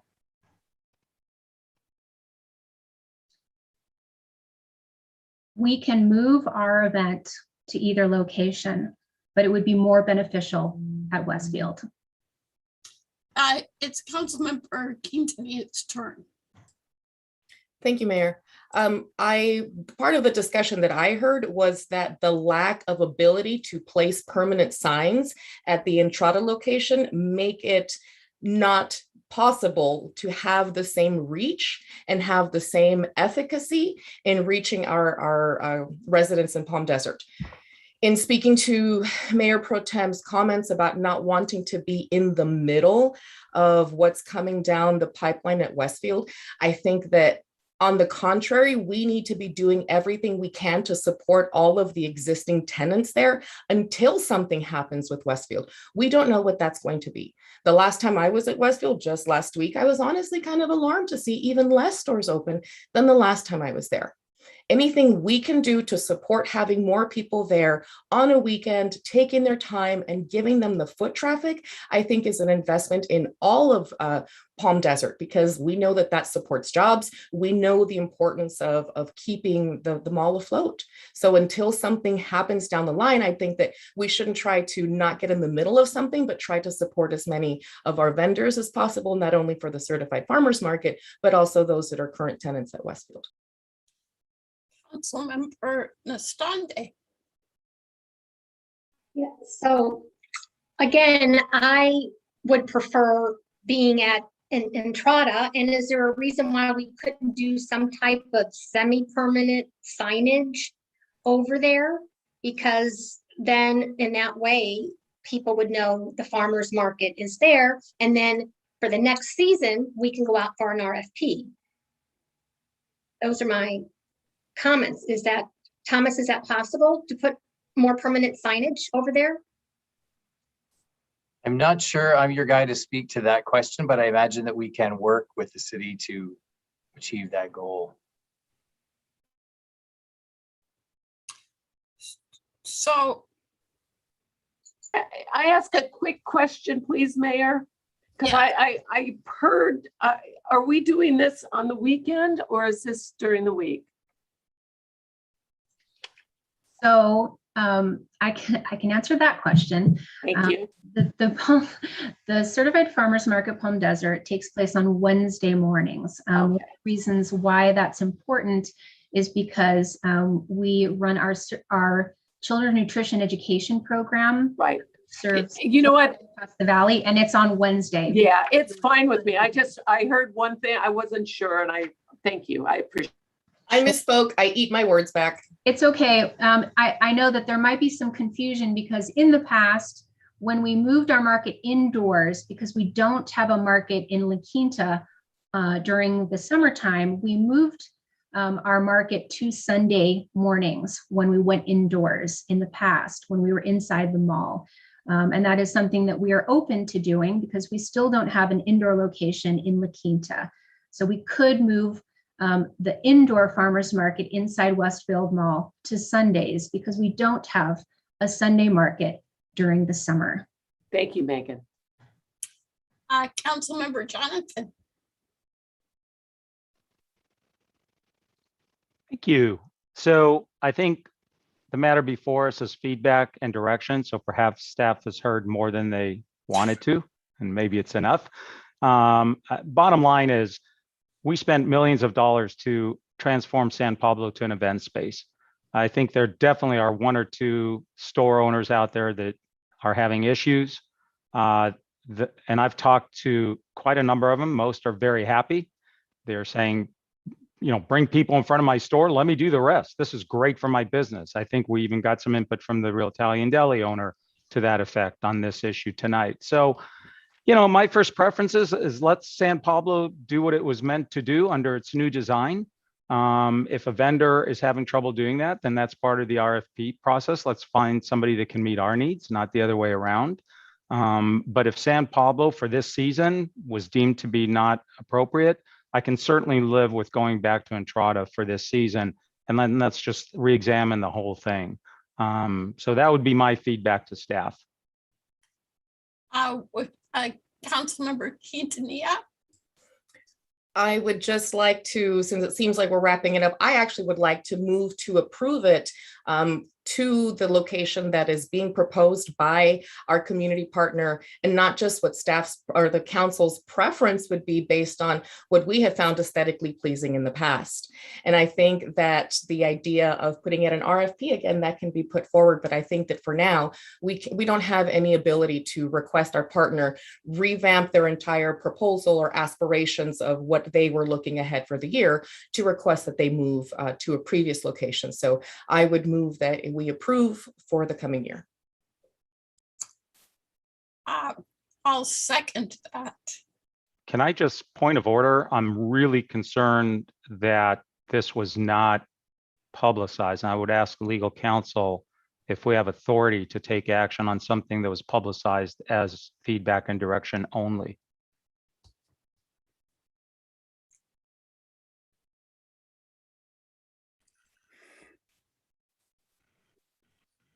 You know, the law requires that the agenda description provide notice to the public about the nature of the discussion that's being, you know, had so that the public can provide input. I would see this particular instance as being somewhat of a borderline case.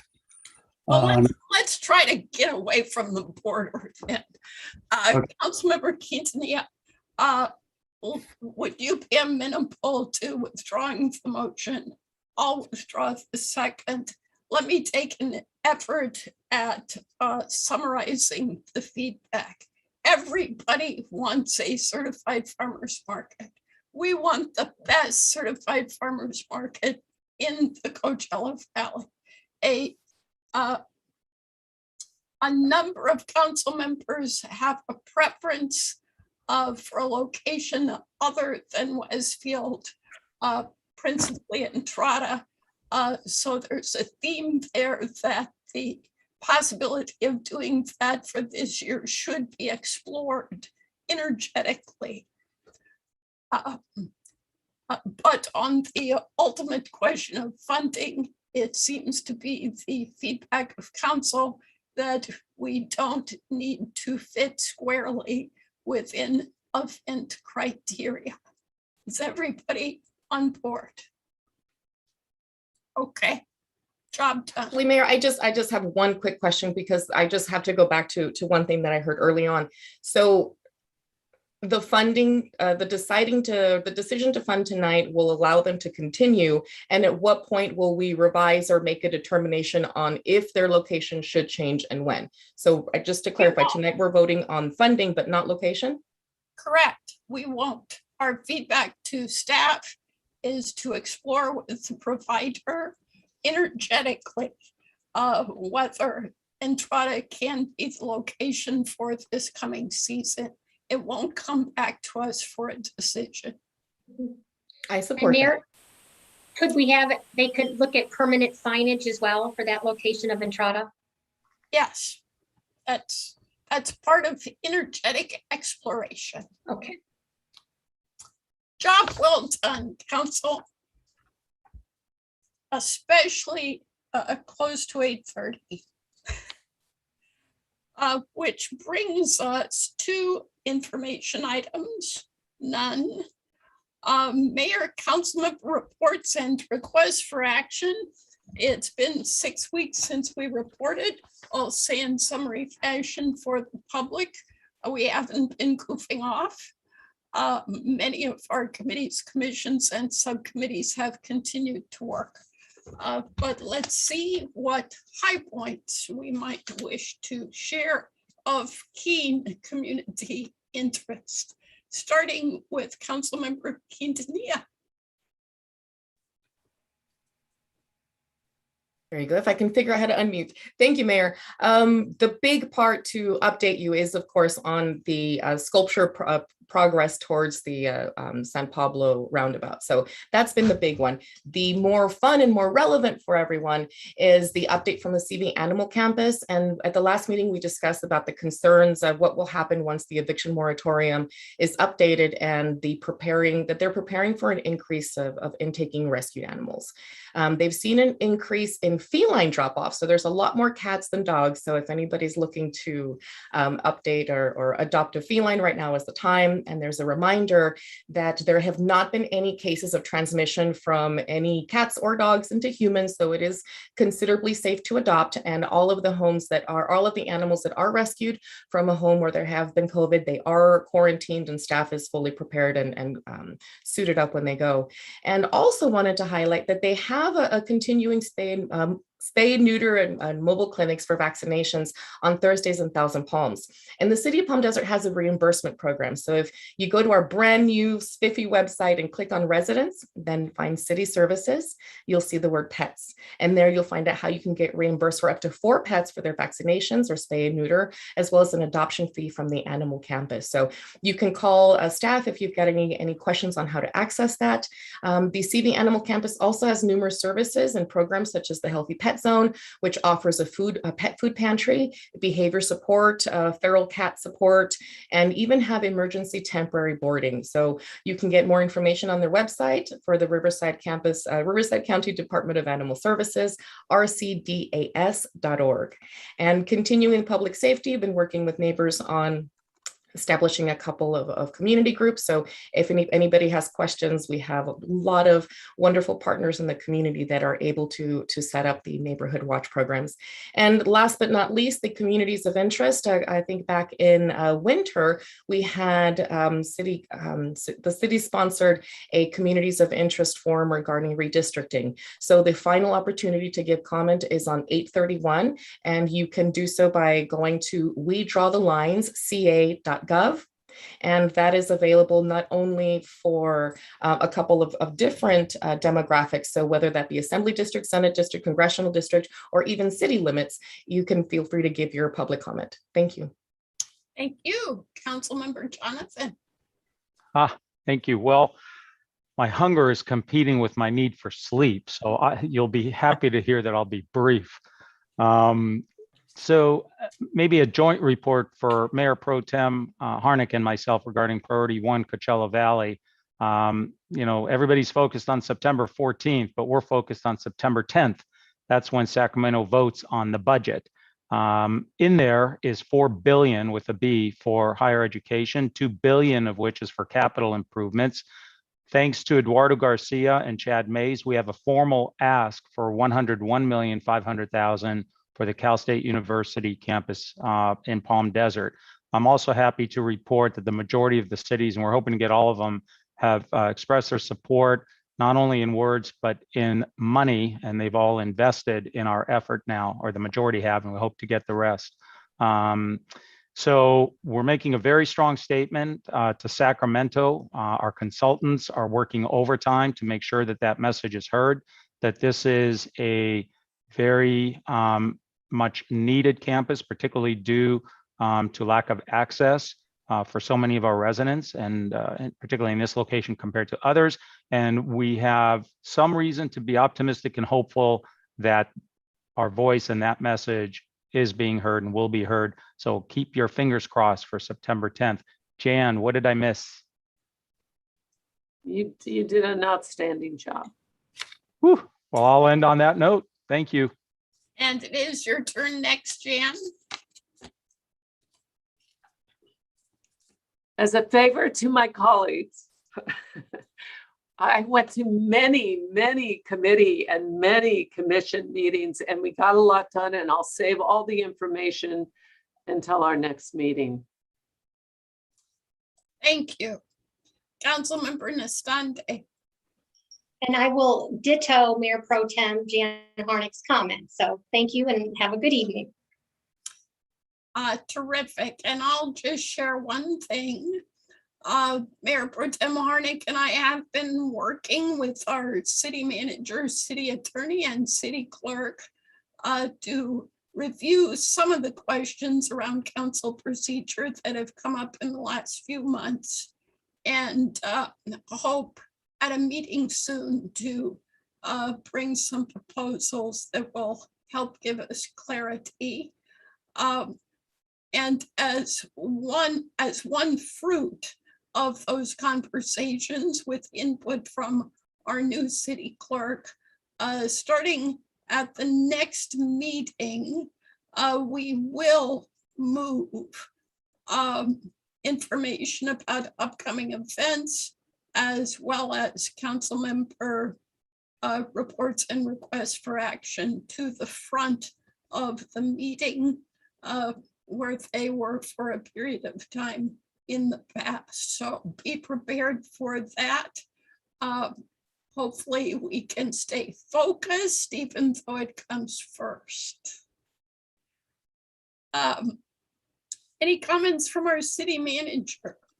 I have nothing tonight, Mayor. Thank you. Then, unless someone stops me, we will be adjourned, and I thank you all for your efficient work. Thank you to staff for bringing us such great reports that enabled us to do our thing. We are adjourned. Thank you, everyone. So thank you. Have a Good good night. evening. Stay healthy.